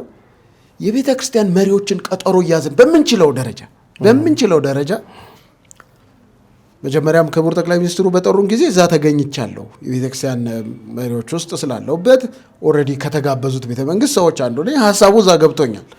ሀሳቡ ቢገባኝም ግን ጎርብጦኛል፣ አልተስማማኝም። ስለዚህ ይሄ ነገር እንዲህ በጣም እኮ አንድ መረብ ላይ አሳውንም ጊንጡንም እንትኑንም እንቁራሪቱንም እንዴት እናደርጋለን? በጣም ይሄ ነገር እንዴት ነው የሚሆን? ኧረ አይሆንም ምናምን ብዬ ሰጋው። የዛን ጊዜ ስጋት እኮ አለ። ስጋቴን የሚጋሩ ወንድሞች ጋር አንዴ ኧረ ልጆች ኧረ ክርስትና ጉድ ነው ምናምን ብለን ተነሳ። ጉድ ነው ምናምን ብለን ወደ ሚዲያ አልሮጥንም ለማለት ምን አረግን? የቤተክርስቲያን መሪዎች ስለሆኑ ይሄን የሚወስኑት አልቲሜት የመጨረሻ ጉዳይ ቤተክርስቲያን እኔ ብጮ ብንጫጭ ማንም እኮ አያስቆመውም።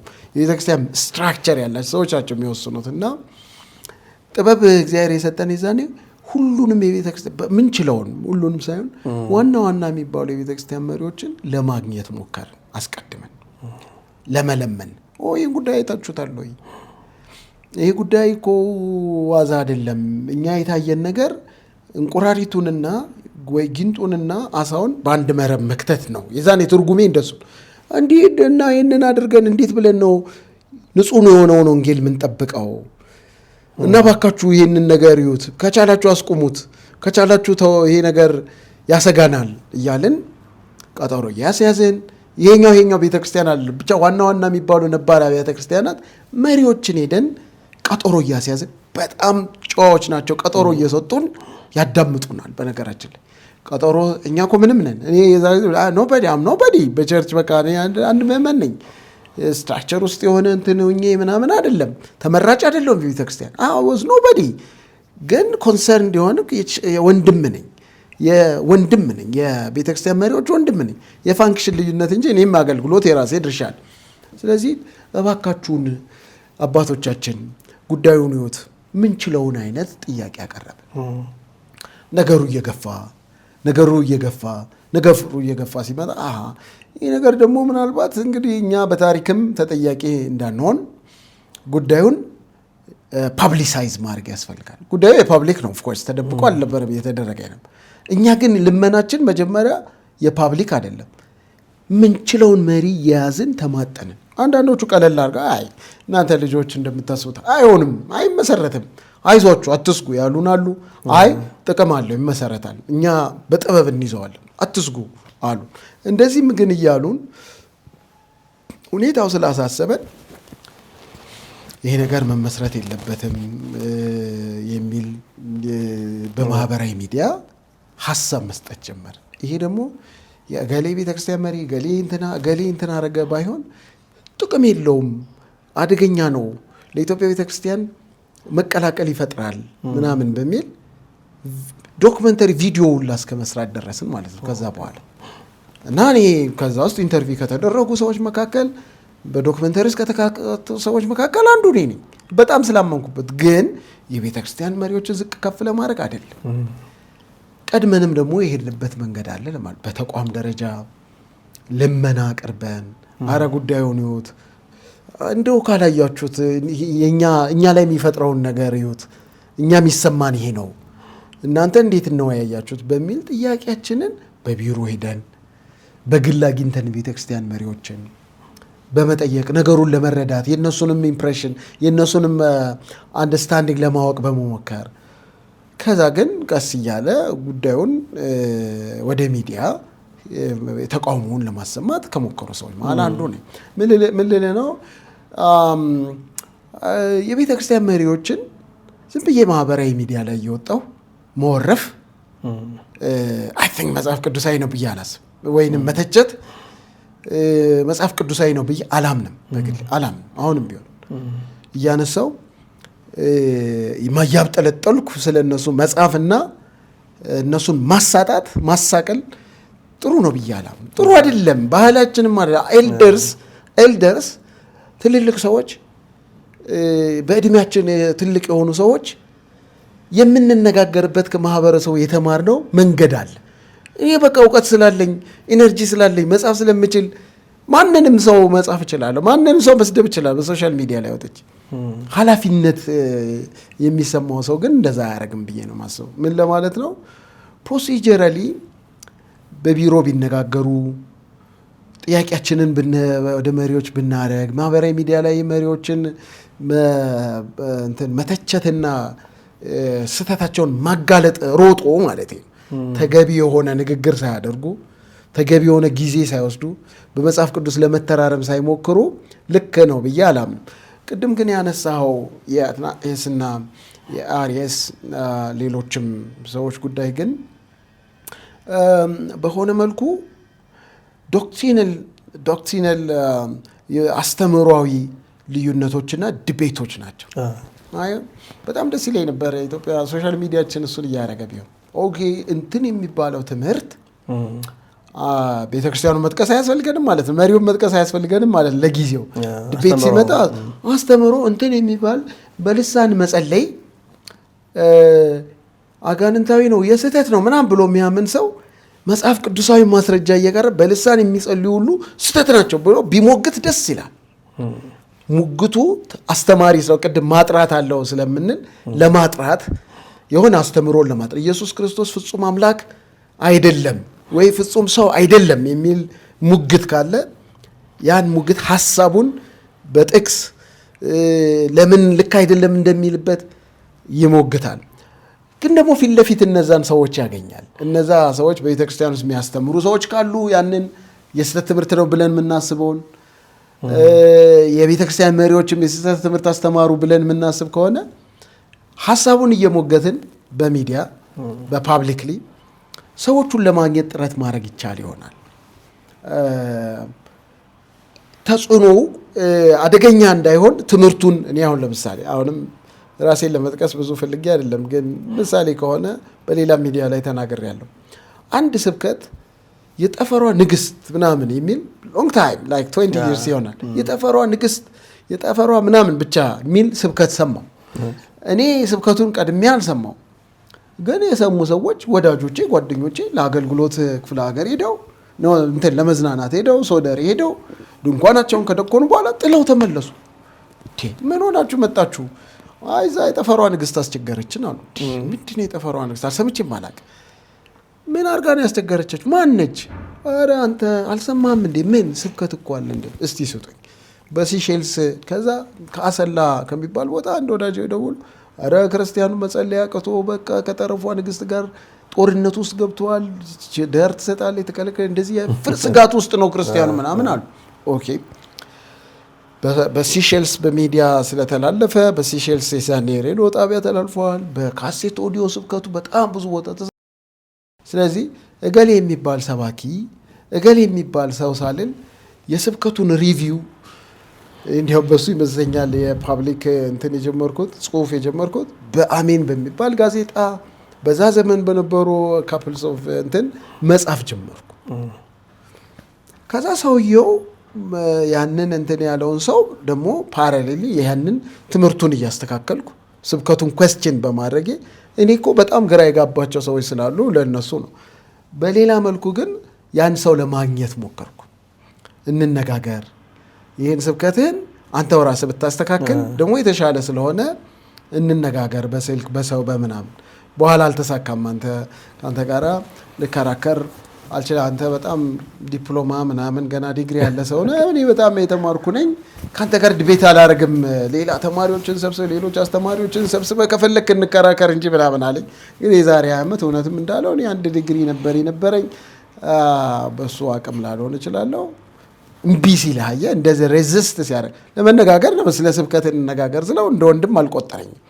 አይ አንተ ወንድሜ አይደለም፣ ራስን ብዙ አስተማሪዎችን ሰብስበ ከፈለክ አስተማሪዎች ጋር ዲቤት አደርጋለሁ እንጂ ካንተ ጋር ዲቤት አላደርግም ምናምን አለኝ። ኦኬ አየህ፣ እንዲህ በራቸውን ሲዘጉ ሰዎች በዛው በሶሻል ሚዲያ ትምህርቱን እንትና ብዬ ስሙን ጽፌ አንድም ቀን ስሙን ጽፌ አልተናገርኩም። ትምህርቱን ግን ስናገር ሰዎች ያውቁት ነበረ። ገሌ ነው ብለው ሊናገሩ ይችላል። እኔ ትምህርቶች ጋር ብንሟገት በሶሻል ሚዲያ የቤተክርስቲያን መሪዎች አሁን አየህ ዝም ብሎ እየተወቀሱ ያሉት የሚመስለኝ አስተምሯቸውን ስተው አግኝተን ያስተማሩትን ትምህርት ይዘን አይደለም። በአንዳንድ እንግዲህ ሁሉንም ሰው ማለት አይደለም፣ አላስፈላጊም የሆነ ግን እንደው ላቋርጥህና ዳኒ ስህተት ስትል እንደ የተሰነደ ኢትዮጵያ ውስጥ የተሰነደ የስህተት አስተምሮ ተብሎ የተቀመጠ የምትቃወመው አለ? በደንብ በጣም ብዙ ነው ያለው። የተሰነደ በቃ ከሌ የሚባል የስህተት አስተማሪ ነው ብለን እንደ አሪዮስ አይነት ለምሳሌ ሊወገዝ የሚችል የስህተት አስተማሪ አለ። አሁን እኔ በጣም ጥሩ አነሳልኝ። ከዚህ በፊት በራሴ በግሌም ጥናት በተሳተፍኩበት ከሰዎችም ጋር ሆነን ከዛ ደግሞ የኢትዮጵያ ወንጌላውያን አብያተ ክርስቲያናት ህብረት ጠቅላላ ጉባኤ በ32ኛው ጠቅላላ ሁሌ በጣም ለእኔ ኢነርጂ የሚሰጠኝ ያ የ32ኛው ጠቅላላ ጉባኤ ውሳኔ በ32ኛው ጠቅላላ ውሳኔ በጥናት ውስጥ ተሳታፊ የነበርኩበት ዶክመንት ተዘጋጅቶ ግልጽ አድርጎ ያ ጠቅላላ ጉባኤ እንግዲህ የወንጌላውያን አብያተ ክርስቲያናት ህብረት ጠቅላላ ጉባኤ ነው። ኦልሞስት ማጆሪቲ የፕሮቴስታንት እንትንን ቤተክርስቲያናትን ያቀፈ ነው። በዛ ጊዜ ሎንግ ታይም ነው። እሱም የብልጽግና ወንጌል የእምነት ቃል እንቅስቃሴ የሐዋርያትና የነቢያት እንቅስቃሴ የሚባለው አዲሱ የሐዋርያትና የነቢያት እንቅስቃሴ የሚባለው የስህተት ትምህርት ነው፣ የወንጌላዊ ክርስትና አይወክልም ብለው በግልጽ ጉባኤ አውግዟል። የ32ኛ ጠቅላላ ጉባኤ። ከዛ በፊት ግለሰቦችም በጽሁፋቸው ኮንትሪቢዩት እያደረጉ ስለዚህ ጉዳይ እየሞገቱ ሀሳብ እየሰጡ ቆይተው ያ ጠቅላላ ጉባኤ እንደ አቋም መግለጫ የብልጽግና ወንጌል የእምነት ቃል እንቅስቃሴ የአዲሱ የሐዋርያትና የነቢያት ምናምን ከዛ ሃይፐር ግሬስ የሚባለው የተለጠጠ የጸጋ አስተምሮ ምናምን እኛን አይወክል የወንጌላዊ ክርስትና አይደለም፣ ሐሰት ትምህርት ነው ብሎ አወገዘ ማለት ነው፣ ወይንም አወጀ። ከዛ በኋላ እነማን ናቸው ይሄንን የሚያስተምሩት ብሎ ለይቶ እገሌ ገሌ ገሌ ይለናል ብለን ስንጠብቅ አላለንም። ህብረቱ ቢለን ጥሩ ነው። ለምን ነበር ያላለው? እንደው በወቅቱ ወይ ነበር በቂ ጊዜ አለማግኘት ይሆን የክትትል እጥረት ይሆን? የዛ ጊዜ እንግዲህ ልዩ ልዩ ምክንያት ይኖራል። ህብረቱ መሪዎች ይህንን ጠቅላላ ጉባኤው መጠየቅ ነበረበት ስራ አስፈጻሚውን። እንደዚህ ብለን ጠቅላላ ጉባኤው አስቀምጠናል አቅጣጫ፣ ይህንን ማስፈጸም ነበር። እንዲያውም ምን ይላል? ውስጥ ያሉም ቶሎ እንዲያርሙ ጥሪ እናደርጋለን፣ በውጭም ያሉ እንዲያርሙና ካላረጉ ደግሞ ከህብረቱ እናገላለን የሚሉ አቋም ነው የተያዘ ነበር። ግን እሱን ተከትሎ ኢሚዲየትሊ ብዙ ሳይቆይ ኦፍ ኮርስ እነ እስራኤል ዳንሳን ስም ጠራው። እንግዲህ ቀጥታ የዛን ህብረቱ በሚዲያ ስለገለጸ ነው የሐሰተ ነብይ ነው ብሎ ህብረቱ ያንን ሰው ሲያወግዝ ሰምቻለሁ። በሚዲያም ነው የወጣው። ስለዚህ እዛው በአስቀመጣቸው የትምህርት የሐሰት ብሎ በአቀፍ ውስጥ ያለ ሰው ነው ማለት ነው። ሌሎችም እንደዚሁ ማን ናችሁ ይሄን የምታስተምሩት ብለው ራሳቸውን በዛ ጎራ ውስጥ የሚመድቡ ካሉ በህብረቱና በእኔም እምነት የሐሰት አስተማሪዎች ናቸው ማለት ወይንም ሐሰተኞች ናቸው። የእምነት ቃል እንቅስቃሴን የሚያራምዱ እኔ የእምነት ቃል እንቅስቃሴ አራማጅ ነኝ የሚል ካለ ሐሰተኛ ነው ማለት ነው። እኔ የብልጽግና ወንጌል አራማጅ ነኝ የሚል ካለ ሐሰተኛ ነው ማለት ነው። ያንን ትምህርት የሚቀበልና የሚያራምድ ከዛ የአዲሱ የነቢያትና ሐዋርያት ተሐድሶ እንቅስቃሴ የሚባለው የሃይፐር ግሬስ ምናምን የሚባል የተለጠጠ ጸጋ አስተምሮ በጣም ልቅ የሚያደርገው በዛ ህብረቱ ውስጥ በተቀመጠው ማዕቀፍ ውስጥ ያንን የሚያስተምሩትን ሁሉ ሐሰተኞች ናቸው ብሎ ህብረቱ ባስቀመጠው መሰረት እኛም ማለት እንችላለን። ለእኔ እንዲያውም ትልቅ ምንድን ነው አለ በድፍረት እንድንቆም የሚያደርገን ያ ጠቅላላ ጉባኤ የወሰነው ውሳኔ። ያ ጠቅላላ ጉባኤ የወሰነው ውሳኔ እስካሁን አሜንድ አልተደረገም። ጥሩነቱ በተግባር ግን ካውንስሉም እንዳይመሰረት የነበረን ተቃውሞ አንዱ እሱ ነበር።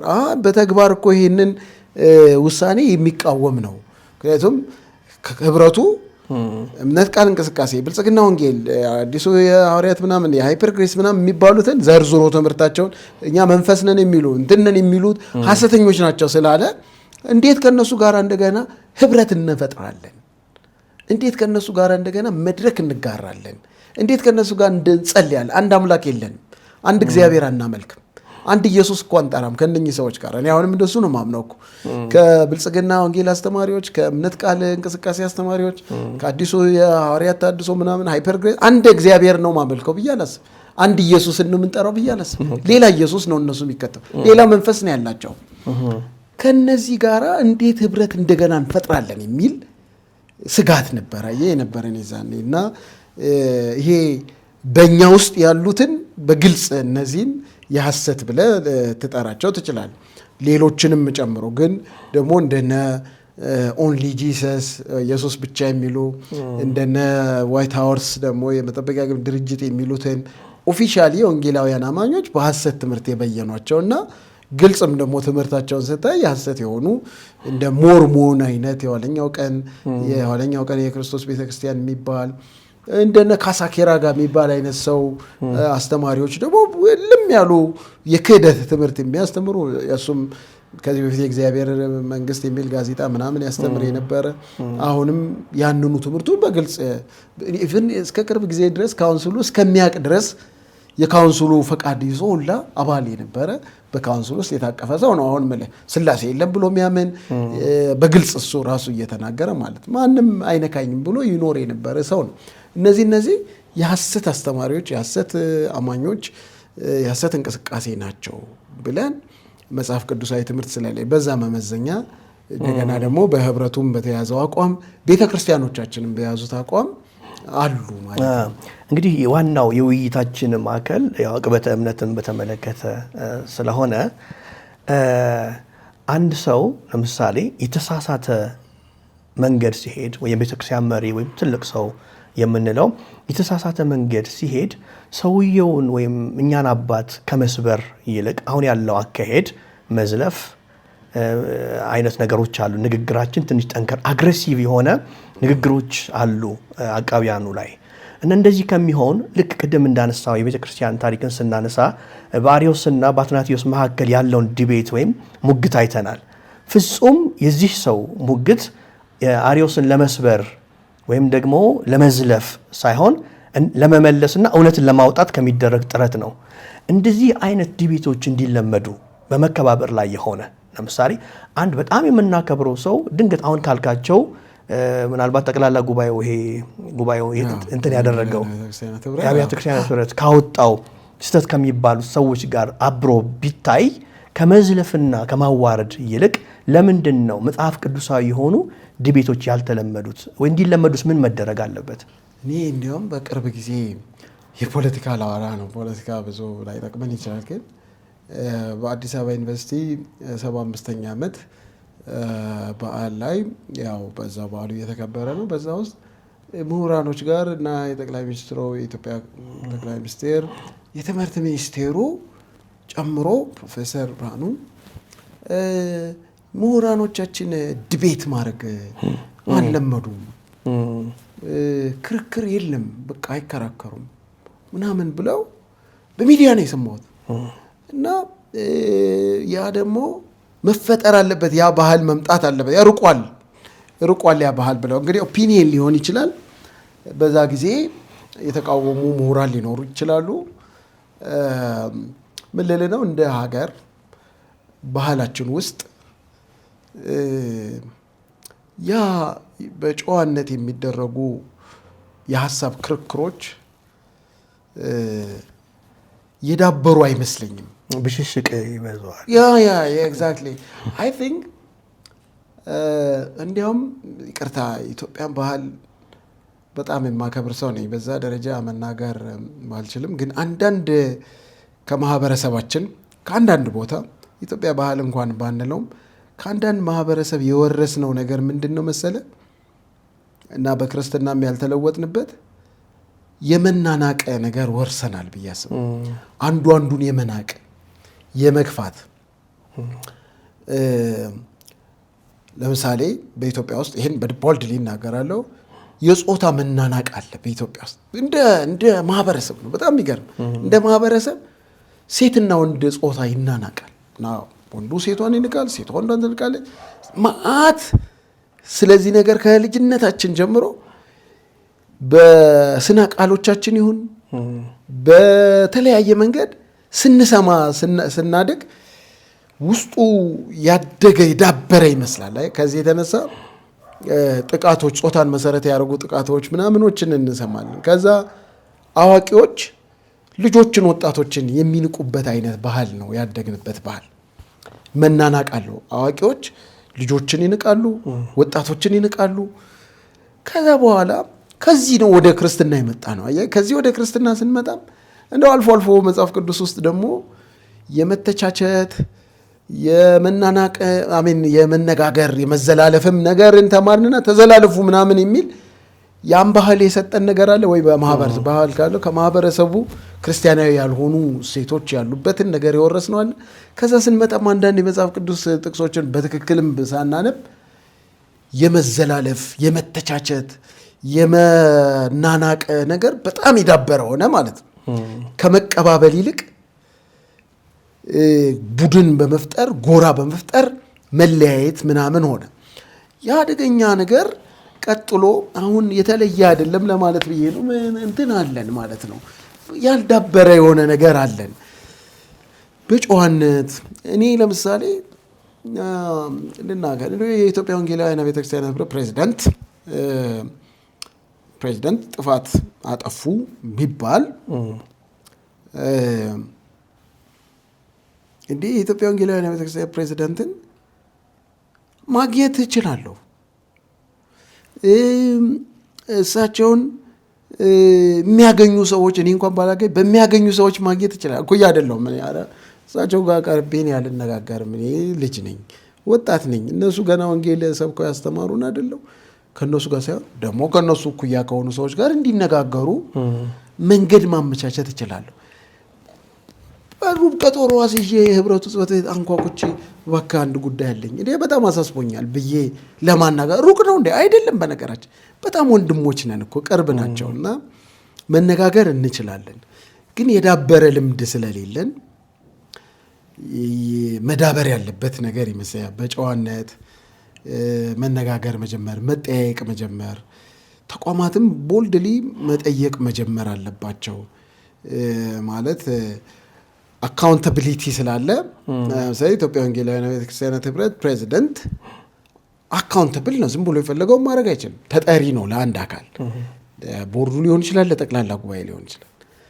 እነዛ የሚጠየቅበትም ተዋረዱን ተጠብቆ ቢሄድ፣ ተዋረዱም ደግሞ ሳይጠበቅ ሆሪዞንታሊ ወንድማማች ነን በአንድ መልኩ ምንም እንኳን የፋንክሽን ልዩነት ቢኖረንም ወደሚል መምጣት አለበት። እንዴት እናዳብረው?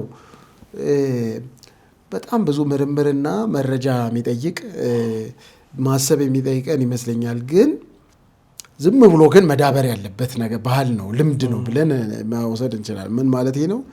በጨዋነት በአክብሮት መነጋገር፣ ዘለፋ ባይኖረው፣ ትችት ባይኖረው፣ በጎን ነገር በማሳየት እነዛ የምንጠይቃቸውን ሰዎች ማናገር እንችላለን። እኔም በአንድ መልኩ በነገራችን ላይ በዚህ እኮ ተወቃሽ ነኝ። እኔም ያረኩበት እሱን ላነሳ ፈልጌ ነበረ። እንደውም አንተ አነሳ ያለኝ አሁን ቅበተ እምነት ላይ ያሉ ሰዎች በጣም ብዙ ልጆች ተነስተዋል እና የሚያጠፉም የሚያለሙም እንዳሉ ሁሉ ግን እነሱን ተጠያቂ ከማድረግ ዝም ያሉትን ምሁራን ተጠያቂ ማድረግ ይሻላል ብለው የሚሞግቱ ሰዎች አሉ።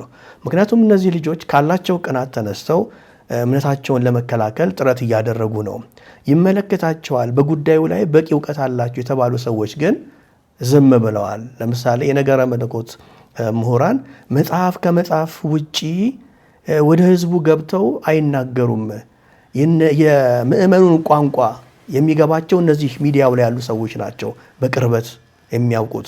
እነዛ ሰዎች ግን የነገረ መለኮት ምሁራኑ መጽሐፍ ከመጽሐፍና ከመመራመር ውጪ የህዝቡን ልብ ትርታና ድምፅ አልተረዱም ብለው ያስባሉ። እንዴት ትላለህ? ይሄ ጥሩ መልከታ ነው። በአንድ መልኩ እስማማለሁ። ቀዳማዊ ኃይለ ሥላሴ ንጉሠ ነገሥት የሚባሉት የኢትዮጵያ ንጉሠ ነገሥት ቀዳማዊ ኃይለ ሥላሴ አንድ ጊዜ ተናገሩ የሚባል በጣም አስደናቂ ንግግር አለ። በጣም የሚገርም ነው። ሊግ ኦፍ ኔሽን በተመሰረተ ጊዜ ነበር መሰለኝ የተናገሩት። አሁን አልወሳቸውም ኢቭል ትራያምፍ እንዲያደርግ ያደረገው ኢቭል በቃ ዓለምን ክፋት እንዲያሸንፍ ያደረገው የሚያውቁ ሰዎች ዝምታ ነው። መልካም ማድረግ የሚችሉ ሰዎች ኢንአክሽን መሆን፣ ምንም አለማድረግ።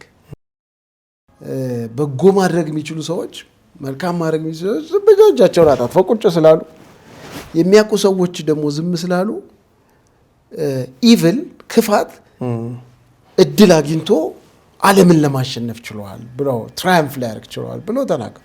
በጣም ስትራይክ ነው ያደረገኝ ንግግሩ እና ብዙ ጊዜም በዚህ ጉዳይ ሰብክ ያለው አስተምሬያለሁ። የሚያውቁ ሰዎች ዝም ማለት፣ መልካም ማድረግ የሚችሉ ሰዎች መልካም አለማድረግ፣ እጃቸውን ሰብስበው መቀመጥ፣ ያ የጋን ውስጥ መብራት ብለው ሰዎች እንደሚጠሩት የጋን ውስጥ መብራት ይሆናል። መብራት ናቸው ግን አያበሩም፣ አያሳዩም። ማሳየት የሚገባቸውን ያክል አያሳዩም፣ ቁጭ ብለዋል። ከዛ የተነሳ ጨለማ ነው የሚሆን። አሁን ወይንም መብራት በመቅረዝ ላይ ከፍ ብሎ ታይቶ ለሰዎች እንዲያበራ መደረግ ሲገባው የሚያውቁ ሰዎች ዝም ማለት ነው። ግን የሚያውቁ ሰዎች ዝም አሉ ማለት ነው። አየህ ትልቁ እንትን የሚያውቁ ሰዎች ዝም አሉ ማለት ግን የሚናገሩ የሉም ማለት አይደለም። የሚናገሩ የሉም ማለት አይደለም። የሆነ ነገር የሚያደርጉ የሉም ማለት አይደለም። መልካም የሚያደርጉ ሰዎች መልካም አላደረጉም ማለት ድርጊቶች ቆመዋል ማለት አይደለም። ክፉ የሚያደርጉ እያደረጉ ነው ማለት ነው። የማያውቁ ሰዎች እየተናገሩ ነው ማለት ነው። አሁን እነዚህ የማያውቁ አቃቢያን ለማለት ብዬ አይደለም፣ እንደሱ ሊተረጎም ይችላል። እኔ በሆነ መልኩ ልክ ነው። መወቀስ ያለባቸው ምሁራኖች አሉ፣ በሀገርም ደረጃ በቤተ ክርስቲያንም ደረጃ መናገር እየተገባቸው እነሱ ዝም ስላሉ የማያውቁ ሰዎች ሚዲያው ላይ እየተናገሩ ህብረተሰቡ ግራ እየተጋባ እውነቱን ማወቅ እያቃተን ጋይድ የሚያደርገን ሀሳብ እያቃተን መጥቷል። እጥረት ገጥሞናል። በሁሉም ያለ ችግር ነው። በነገራችን ከቤተ ክርስቲያንም ከቤተ ክርስቲያን ውጭ በቅበተ እምነት አገልግሎትም ዙሪያ ስንመጣ እኔ የሚያውቁ ሰዎች ሙሉ በሙሉ ዝም ብለዋል ብዬ አላስብም። በቅበተ እምነት ዙሪያ ላይ ቢመጣ ምክንያቱም በመጽሐፍ መናገር አንድ መናገር ነው፣ አንድ ነው። ሚዲያው ስለሆነ ሚዲያው አሁን ማስ ሚዲያ ላይ ሶሻል ሚዲያ ላይ እኔ ልናገር ጭንቀቴን፣ አሁንም እሱም ስጋቴ ነው። ሶሻል ሚዲያው የራሱ የሆነ ፍሌቨር እና የራሱ የሆነ አካሄድ ያለው ይመስለኛል። በጣም ከስሜት ጋር የተገናኘ በጣም ስሜት ኮርኳሪ የሆኑ ቋንቋም ይለያል፣ ቀደም እንዳልከው እና ያንን ወርዶ ማጥናትና ለዛ አድርጎ መናገር የምሁራኑ ጭንቀት ይመስለኛል። ምክንያቱም የምሁራኑ ንግግር፣ የምሁራኑ ትምህርት፣ እውቀት በሚቀርብበት በሶሻል ሚዲያ ቋንቋ መቅረብ ያስፈልገዋል እና እሱን ማድረግ ካልቻሉ ምሁራኑ ክፍተቱ ይፈጠራል። ቢናገሩም አይናገሩም አይደለም፣ ቢናገሩም የሚያደምጣቸው አነስተኛ ሊሆን ይችላል። ነገር ግን እኔ በጣም ደስ ይለኛል ሌሎች በመናገራቸው የዝም ይበሉ፣ አፋቸው ይዘጋ። እንደዚሁ አልልም በነገራችን ብዬም አላቅም። አፋቸው መዘጋት አለበት አቃቢያኑ ብዬ አላቅም። ኖ መነገር አለበት። ውጤት እንትን ይሄ ስህተት መገለጥ አለበት። እውነት መነገር አለበት። ሁልጊዜ አስፈላጊ ነው። ግን ደግሞ የምታቀርብበት መንገድ ሜቶዶሎጂ፣ አነጋገር ግን የታረመ የተገራ ካልሆነ የሚያውቁ ሰዎች አለመናገር የሚያመጣው ውጤት ምንም ነው እንዳልን ሁሉ ያልተገራ ንግግርም ያልበሰለ ንግግርም የሚያመጣው ውጤት ምንም ነው። ሁለቱም ዜሮ ነው ብዬ ነው ማስበው። ግን ሁሉንም አቃቤ እምነት ጉዳይ ላይ የሚጽፉ ሶሻል ሚዲያ ላይ የሚናገሩ ማለት አይደለም፣ ሁሉም ማለት አይደለም። ግን ደግሞ በቂ ዝግጅት አድርገው በበቂ አስበውበት አስተማሪ በሆነ ኮንስትራክቲቭ በሆነ መንገድ የሚያቀርቡ ሰዎች አሉ፣ የሚያገለግሉ ሰዎች አሉ። ሚዲያውም ላይ የሚናገሩም ሰዎች አሉ፣ ሶሻል ሚዲያውም ላይ አሉ። የዛኑ ልክ ግን የተንኮል፣ የብሽሽቅ፣ የቅናት ንግግር፣ የተንኳሽ ንግግር፣ የትችት ንግግር፣ የጥላቻ ንግግር፣ ስሜት ማጥፋት ንግግር እቅበተ እምነት ነው ብለው የሚያስቡ ናቸው። አሁን ለማነጻጸር የፈለኩት ማለት እነዚህ ሰዎች ዝም ልክ እንደ ምሁራኑ ዝም ቢሉ ነው የሚሻለው። ዝም ቢሉ ነው የሚሻለው። ምክንያቱም የሚያንጽ ካልሆነ የሚያዳምጠውን ሰው አንጾት የሚመልሰው ካልሆነ አልቲሜትሊ እኮ እንዲመለስ አንዳንዶቹ እኔም የተጠራጠርኩ መጥቻለሁ። በነገራችን ሪሊ ሰዎች የማይመለሱ ሰዎች አሉ ብዬ እኔም ማምነዋል። አይመለሱም አንዳንዱ ግን ባይመለሱ ቢመለስስ ያ ሰው ደስ ይለናል ወይ? አንዳንዶቹ ደስ ቢላቸውላ አይመስለኝ እንዳይመለሱ ሁላ የሚፈልጉ በዛው ጠፍተው እንዲቀሩ የሚፈልጉ ሁላ እስኪመስል ነው የሚናገሩት የሚያሳድዱት። እና በሆነ መልኩ ምን ለማለት ነው የማያንጽ ንግግር ከመናገርም ያልጥበብ የጎደለውም ንግግር ከመናገርም ክርስቲያናዊ ባልሆነ መንገድም ከመናገር ከመዝለፍ፣ ከመተቸት፣ ከመስደብን ከመሰደብ ዝም ማለቱ የምሁራን ይሻለኛል ማለታቸው ዝም ማለታቸው። ግን አንዳንድ እዚህ ላይ ጥያቄ የሚያነሱ ሰዎች አሉ። እንግዲህ በአንድ ወቅት እንግዲህ ወደ ታሪክ መለስ ስንል እነ ማርቲን ሉተርም ሆነ እና አባ እስጢፋኖስም በአንድ ወቅት ልክ እንዳልነበሩ ተደርገው ተቆጥረው ነበረ እና እነዚህ ልጆች ልክ አይደላችሁም ብንላቸውም ነገ ቤተክርስቲያንን ያተረፉ ተብለው እንደ ባለ ታሪክ ሊቆጠሩ ይችላሉ። እንደውም ዝም ካሉት የተናገሩት ይሻሉናል የሚልም ሐሳብ አለ። ይሄማ የተናገሩት እኮ እውነትና ቁም ነገር ከሆነ ሰሚ የላቸውም፣ ዝም ብለው ጮሁ። ግን አንድ ቀን ሰው ይሰማቸዋል በሚል ስለ ኮንቴንቱ ጭምር ነው። ኮንቴንቱማ ጥሩ ከሆነ እውነት ከሆነ እውነት ላይ ቆሞ ከሆነ መለኪያው ምንድን ነው? የእውነት መለኪያ ምንድን ነው? መጽሐፍ ቅዱሳዊ ከሆነ ስነ መለኮተ ሳውንድ ከሆነ ምክንያታዊ ከሆነ ሁሉን የሚያሳምን ከትራዲሽናችን ከቤተክርስቲያን ትራዲሽን አንጻር ከተቀባይነት ካለው ከወንጌላዊ እምነት አንጻር እውነት የሆነ ነገር ከሆነ መለኪያ ምለው እንግዲህ ያው የሶርስ ኦፍ የቴዎሎጂ ሶርሳችን የመጽሐፍ ቅዱሳችን ነው፣ የሰው አይምሮ ነው፣ የክርስቲያን ሄሪቴጅ ነው። ያንን ያገናዘበ እስከሆነ እውነት ላይ እስከቆመ ለእኔ አልቲሜትሊ የእውነት እግዚአብሔር ኢየሱስ ክርስቶስ ስለሆነ ከእግዚአብሔር እውነት ጋር ከኢየሱስ እውነት ጋር ከመገለጡ ጋር የሚስማማ ከሆነ የተናገሩት ነገር የቤተ ክርስቲያን መሪ ስላልተናገረው ማለት አይደለም። አየህ ምሁር ስላልተናገረው ማንም ቢናገረው ይችላል። እውነትን ሐቅ የሆነን ነገር ቁም ነገር ያለውን ነገር ማንም ሊናገረው ይችላል። ተናጋሪው ሰው አይደለም ችግሩ። እውነት በማንም ሰው ልትነገር ትችላል። የሚመዘነውም በሰውየው ማንነት አይደለም። እኔ በእንደሱ አላምንም። የቤተክርስቲያን መሪ ስለሆነ ወይ የሆነ ስም ስላለው ፓስተር ምናምን በጣም ከሱ ሩቅ ነኝ። ባይዘይ በጣም ሩቅ ነኝ። ይሄ ከሴሌብሪቲ ማይንድ ከታዋቂ ሰው ከእንትና ከሚባል ገሌ ከሚባል ምናምን ስለተናገረ በጣም ሩቅ ነኝ ከኢትዮጵያ ያስተሳስብ። ባይዘይ እገሌ ማንም የሚናገረው አንድ ደግሞ መንገድ ላይ በጣም የናቀው ሰው ጎዳና ተዳዳሪ የሆነ ሰው የወደቀ ሰው ሊናገር ይችላል። ለእኔ what matters ፐርሰኑ አይደለም ማለት ነው። ለሰውየው ተናጋሪው ትልቅ ሰው ስለሆነ በጣም ታዋቂ ሰው ስለሆነ የሶሻል ሚዲያ እንትን ያለው ሰው ስለሆነ ተከታይ ያለው ሰው ስለሆነ ሚሊዮን 8 ሚሊዮን በቀደም አይነት 9 ሚሊዮን 10 ሚሊዮን ምናምን አይደለም ጉዳዩ ማለት የተናገረው ነገር ቁም ነገርና እውነት አለው ወይ ተጨባጭ ነው በመስፈርት ብናየው ተገቢ ነው ወይ? ይሄ እንዲህ አይነቱማ ልክ ነው። ታሪክም የሚያነሳው አንድ ቀን ሉተር የሚያደርገው ሊሆን ይችላል እንዳልከው። ግን ቅድም ያለው ይሄ ስድብ፣ ትችት፣ ዝም ብሎ ተቋምን ማውረድ፣ ግለሰቦችን ማዋረድ፣ ቁም ነገሩን ንገረን፣ ምንድነው እውነቱ፣ የቱን እንከተል ስትለው አይነግርም። ግን በቃ እገሌ ልክ አይደለም የሚል እገሌ ልክ አይደለም እገሌ ልክ ይሄ ትክክል ያልሆነውን ብቻ እየተናገረ ትክክል የሆነውን ማያሳየው ማለት ነው። እሱማ ትክክል ያልሆነውን ብቻ እየተናገረ የኖረው ሰው እየተቸ እየነቀፈ እየተሳደበ የኖረው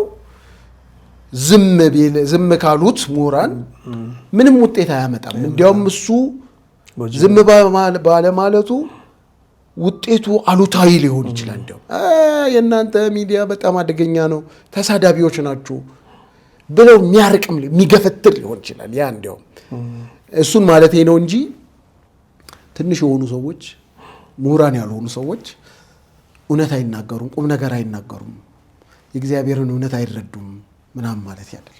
ሌላው ጥያቄ በቤተ ክርስቲያን ውስጥ የስተት አስተምሮ ሲኖር እና ጥሩ ያልሆኑ ልምምዶች ይህ መጽሐፍ ቅዱሳዊ የሆኑ ልምምዶች ሲኖሩ እስኪ ወደ ቤተ ክርስቲያን ታሪክ ስንመለስ በቤተ ክርስቲያን ታሪክ እንደምናየው በሲኖዶስ ወይም በካውንስል ነገሩ ታይቶ ስተት እንደሆነ ይገለጽና ውግዘት ይደረጋል። አሁን ግን እንደምናየው ከተቋም ይልቅ ግለሰቦች ናቸው ያወገዙ ወይም ያቀቡ ያሉት እና ነገሩ ከተቋም ወደ ግል እየሄደ ነው የሚል ሐሳብ ወደ ግለሰቦች ሽፍት እያደረገ ነው የሚል ሐሳብ አለና በተቋም መሆኑ ነው የሚሻለው ወይስ ደግሞ በግል ያለው ነው የተሻለ የሚሆነው ወይስ ደግሞ ጠንካራስ ተቋም አለን ወይ? ይህም ጥሩ ጥያቄ ነው። እንዳልከው ትክክል ነው። በቤተክርስቲያን ታሪክ በኢትዮጵያ ቤተክርስቲያን ታሪክ ቅድም እንዳነሳሁት ካውንስሎች፣ ጉባኤዎች እየተጠሩ ቤተክርስቲያን አባቶች እየተሰበሰቡ ጉዳዩን መክረውበት ረጅም ጊዜ እየወሰዱ እየተከራከሩ እየተነጋገሩ አቋም ይይዛሉ። ከዛ ይሄ መጽሐፍ ቅዱሳዊ ነው፣ ይሄ ክርስቲያናዊ ነው የሚሉትን ያወግዛሉ፣ ይቀበላሉ። ሌላውን አውግዘው በጽሁፍ ሰንደው በሰነድ ያቀርቡልናል። ይኸው እኛም እስካሁን ድረስ የእንትን ክሪድ እያለን እናያቸዋለን። የእንትን ጉባኤ ውሳኔ የሚባሉ አሉ። በኢትዮጵያን ቤተክርስቲያን ውስጥ እንደዚህ ተከስቷል። አሁንም እየሆነ ነው። በጣም ርቋልን ብዬ አላስብም። ይሄ አሁንም ከቤተክርስቲያን ቁጥጥር ውጭ ወጥቷልን ብዬ አላስብም በነገራችን ላይ። ምክንያቱም ምንድን ነው ካልከኝ አንዳንዴ ወደፊት ይገለጣል የሚል ተስፋ ምናምን ካልሆነ በቀር በቤተ ክርስቲያን መሪዎችና በየቤተ ክርስቲያኑ አሰራር አቋም ያልተያዘበት ጉዳይ ምንም የማህበራዊ ሚዲያ አንቂዎች ወይ የማህበራዊ ሚዲያ የአቃቤ እምነት ጸሐፊዎች የሚያደርጉት ነገር ፍሬው የሚታሰበውን አይነት ያክል ላይሆን ይችላል። ለምሳሌ በአንድ ቤተክርስቲያን አሰራር መሰረት ያቺ ቤተክርስቲያን ሐሰተኞችን የምትለይበትና አቋም የምትይዝበት መንገድ አላት። ያቺ ቤተክርስቲያን ካልያዘች ያንን አቋም ማህበራዊ ሚዲያው ላይ የተወገዘው ሰው በዛች ቤተክርስቲያን ሲያገለግል ልታይ ትችላል። እንዲያውም አንዳንድ ጊዜ እንትን ይልሃል፣ ግራ ይገባል። እንዴ ይህ ሰውዬ አንዳንዶች በማህበራዊ ሚዲያ ላይ የተከታተሉ ሰዎች ሐሰተኛ ነው ብለውን ነግረውን አልነበረውም ወይ? ይህ ሰውዬ ግን ሐሰተኛ አይደለም መጥቶ ያገለግላል እኛ ጋር ይላሉ። ወይንም እኛ ጋር መጥቶ ለምን አያገለግልም ይላል። ስለዚህ የዛኔ የማህበራዊ ሚዲያ አንቂዎች ወይንም ማህበራዊ ሚዲያ ላይ የሚጽፉ ሰዎች ምን ይላሉ? ይኸው እኛ ስህተት ነው ብለን እነሱ ተቀብለውታል ይላሉ። ደግሞ እዛ ያሉ ሰዎች እንዴት እነ ማህበራዊ ሚዲያ ላይ ሐሰተኛ ያላችሁትን እኛ ጋር ጠራችሁት ብለው ጥያቄም ያነሳሉ። በእርግጥ ጥያቄ መፈጠሩ ጥሩ ነው። እንደ በተቻለ መጠን የነበረው ልምድ ቢቀጥል እላለሁ። ጥሩ ነው ብዬ ነው ማስብ። ምን ማለት ነው? የሐሰት አስተማሪዎችን በየቤተ እምነቱ የየራሳቸው ስም ያለው አካል አለ። ካውንስል ሊባል ይችላል፣ የቴዎሎጂ ቦርድ ሊባል ይችላል፣ የስነ መለኮት ቦርድ ሊባል ይችላል፣ ኮሚቴ ሊባል ይችላል። ትምህርትን በተመለከተ እየመረመረ የቤተ ክርስቲያኒቷን ትምህርት የሚያስጠብቅ ሐሰተኞችን የሚያወግዝ አይነት ጉባኤ አለ። አሁን ለምሳሌ እኔ ባደግኩት ቤተክርስቲያን እኔም ባለሁበት ቤተክርስቲያን ቅድም እንዳልኩ አጥቢያ እንኳን የቤተ ክርስቲያኒቷን አስተምሮ በተመለከተ ስልጣን ላይኖራት ይችላል። ጠቅላላ ጉባኤ ነው የአስተምሮን በተመለከተ ስልጣን ያለው። ይሄ አስተምሮ ስህተት ነው፣ ይሄ አስተምሮ ልክ ነው ብሎ ብያኔ መስጠት የሚችል አካል አለ ማለት ነው። እና በሁሉም ቤተ እምነቶች የየራሳቸው አላቸው ብዬ ነው ማምነው። እሱ ቢጠናከር ጥሩ ነው። ይልቅ እነዛን የሚያግዙ በየቤተ እምነቱ ግለሰቦች ያንን የሚያግዙ የአገልግሎት ዘርፎች መብዛት፣ ተቋማት መብዛት ይችላሉ ብዬ አስባለሁ። የቤተ ክርስቲያን መሪዎች ይህን ጉዳይ ለመመርመር ጊዜ ባይኖራቸው፣ ለማውገዝ ካውንስሎች ባይኖራቸው፣ ግለሰቦች ጥናት በማጥናት መረጃ መስጠት ይችላሉ ብዬ አስባለሁ። ግለሰቦችም ሚና አለ ማለት። ግለሰቦቹ ማውገዙ ላይ ጠቅማቸው ይችላል። ይጠቅመን እንደሆነ ሌላ ጊዜ ቤተክርስቲያን መሪዎች እንደገና ሊያዩት ኢንፎርምድ የሆነ ውሳኔ እንዲሰጡ ግብአት ይሆናል ብዬ አስባለሁ። ከግብአትነት ያለፈ ላይሆን ይችላል። ምክንያቱም እገሌ ሐሰተኛ ነው ብለህ ያቺ ቤተክርስቲያን በራሱ አሰራር ወይ አብያተ ክርስቲያናት በራሳቸው አሰራር አቋም ካልያዙ የግለሰቦች በማህበራዊ ሚዲያ ላይ ማውገዝና አቋም መያዝ የዛን ያክል ውጤት ላይኖረው ይችላል። ምንፈልገው በተለይ የምንፈልገው ቤተክርስቲያናትን ከመጠበቅ አንጻር እኔ ሐሰተኛ ነው ብዬ መበየን ይችላል። እገሌ ሐሰተኛ ነው አይበሉም አልልም። ግለሰቦች ከተመቻቸው ይበሉ። ልክ ነኝ ብለው ካሰቡ በመረጃው ካላቸው በቂ መረጃ ከዚህ ተጠበቁ ብለው ያስተምሩ። እኔ በግሌ አድርግ ያለው አሁንም በቅርብም ለምሳሌ ዳግ ሂዋርድ የሚባል ሰው ማነው ኡበርት ኤንጂል የሚባል ሰው ሊመጡ ነው ወደ ኢትዮጵያ ሲባል እነዚህ ሰዎችን እንጠበቅ ከዳግ ሂዋርድ ስህተት አስተምሮ እንጠበቅ ይሄ ነው ብዬ ጽፌያለሁ። ዳግ ሂዋርድን ሐሰተኛ ብዬ እኔ ስለበየንኩ ግን አብያተ ክርስቲያናት በሙሉ ተቀብለውታል ማለት አይደለም ይሄንን። ስለዚህ በሆነ መንገድ ልፋታችን ጥረታችን ውጤታማ እንዲሆን ተቋማዊ ማድረግ የተሻለ ጥሩ ሊሆን ይችላል። አጥቢያዊ ማድረግ ተቋማዊ ማድረግ የተሻለ ነው ብዬ አስባለሁ። ግለሰቦች ያቁሙ ማለት አይደለም። ያው ጉዙ ምን ችግር ምንም ጉዳት ላይኖረው ይችላል። እሱ ግን ደግሞ እነሱ ግለሰቦቹ ዲስአፖይንትድ እንዳይሆኑ እኔም እንደ ግለሰብ ዲስአፖይንትድ እንዳልሆን እፈራለሁ። አንተ ልክ አይደለም ትላለህ። ቤተክርስቲያን መሪዎች ደግሞ ያንን አገልጋይ ይጠሩታል። ልክ ነው ይላሉ። ትቃረናል፣ ግጭት ይፈጠራል፣ ቅራኔ ይፈጥራል። ስለዚህ መጀመሪያ አካሄድን ስልትን ማወቅ ጥሩ ሊሆን ይችላል። ጥበብ በለው ይሄ ምን እንደሆነ አላውቅም።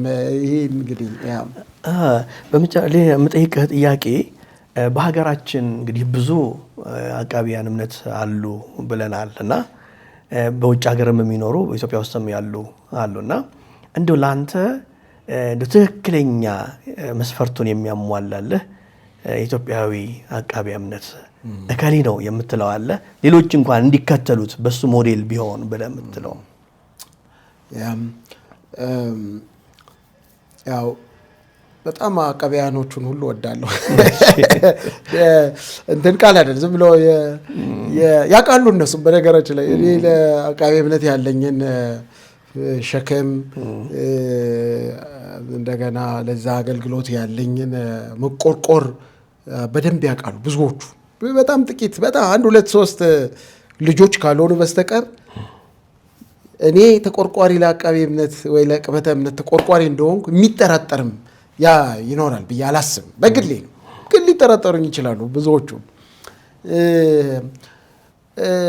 እንደመታደል ሆኖ ወይ በሌላ መልኩ ደግሞ እንዳለመታደል እኔን ወደ አቃቢ እምነት አገልግሎት ሸክም እንዲኖረኝ ኢንስፓየርድ ያደረገኝ ትሬን ያደረገኝ ሰው ጀስት እየረጎ በህይወት እየረጎ ሞቷል። በጣም አዝናለሁ። መጋቢ ሰለሞን ጥላሁን ይባላል። መጋቢ ሰለሞን ጥላሁን ይባላል። እኔ ንቅበተ እምነት አገልግሎት ውስጥ የሳበኝም እሱ ነው። በሆነ መልኩ ሼፕ የሚያደርገኝ ብዬ ማስበው እሱ ነው። በጣም በህይወት እስከነበረበት እስከ ባለፈው ዓመት ድረስ በሁሉ ነገር በአብረን እየተመካከርን ይህንን አገልግሎት የምንወጣ ነበር። በእርግጥ እሱ መጋቢ ሆኖ ከኢትዮጵያ ከሄደ 7 ዓመት 8 ዓመት ሆኖታል። ሰለሞን ጥላሁን ይባላል። የቅበተ እምነት አገልግሎትን እንዴት ነበረ ሰለሞን ጥላሁን የሚወጣው? በ90ዎቹ አጋማሽ በ90ዎቹ መጀመሪያ በየቤተ ክርስቲያናቱ በመዞር የእምነት ቃል እንቅስቃሴ በጣም እኛ ሀገር የመጀመሪያው ዌቭ ማለት የመጀመሪያው እንትኑ በተነሳ ጊዜ እነ ኬኔት ሃገንን እነ ኬኔት ኮፕላንድን እነ ኬንዮንን ትምህርት በተደራጀ ሁኔታ በጽሁፍ በማዘጋጀት አጥቢያዎች ላይ በመዞር ስልጠናዎችን በመስጠት ለአገልጋዮች በነበረበት መሰረተ ክርስቶስ ቤተክርስቲያን ለቁልፍ መሪዎች በቁልፍ አገልጋዮች በሚባሉት ስልጠና በመስጠት ጽሁፎችን በማዘጋጀት ሲያገለግል የነበረ ነው። እኔን የመሳሰሉ ደግሞ ወጣቶችን ወደ ስነ መለኮት ትምህርት እንድንገባ እንድንማር እድል በመስጠት ለምሳሌ እኔ በሰለሞን ጥላሁን ያው ረጅም ሰዓትም ስለሱ ማውራት አላቆምም። በጣም ለየት ያለ ሰው ነው። ምን ማለት ነው? ቤተ ክርስቲያንን ይወዳል። በነገራችን ላይ ቋርጥና ክላስ ውስጥም ስለሱ አንስተህልን ነበር በታመመ ጊዜ በጣም እንደምትወደውና በጣም ተጨንቀህ እንደነበረ በጣም ትልቅ ሰው ነው ያጣ ነው ብዬ ነው መሰለኝ። የእግዚአብሔር ፈቃድ ይሁን እንጂ በጣም ትልቅ ለኢትዮጵያ ቤተክርስቲያን ለዓለም ቤተክርስቲያን ትልቅ አስተዋጽኦ የሚያደርግ ሰው ነው። በርካታ መጽሐፍቶችን ጽፏል፣ የስነ መለኮት መጽሐፍትንም ሌሎችንም እና የሱ ውስጥ የማየው ኳሊቲ ለቤተክርስቲያን አካውንተብል ነው። ቤተክርስቲያንን ይወዳል እስከሚሞትባት ደቂቃ ድረስ። ልክ ሐዋርያው ጳውሎስ እንደሚል ራሱን በሰጥቶ ቤተክርስቲያን ውስጥ የጎደለውን ለመሙላት ስጋውን፣ አካሉን፣ ሁሉን ነገር ሰጥቶ የሚያገለግል ሰው ነበር። ለቤተክርስቲያን ፍቅር አለው። ለቤተክርስቲያን ታዛዥ ነበር። እስከ ሕይወቱ ፍጻሜ ድረስ በአጥቢያ ቤተክርስቲያን ውስጥ ታቅፎ የቤተክርስቲያን መሪ ሆኖ መጋቢ ሆኖ የሚያገለግል ነበር። በሌላው ደግሞ ፓሽን ለዚህ አገልግሎት ፓሽን ያላቸውን ወጣቶች ኢንካሬጅ ያደርጋል።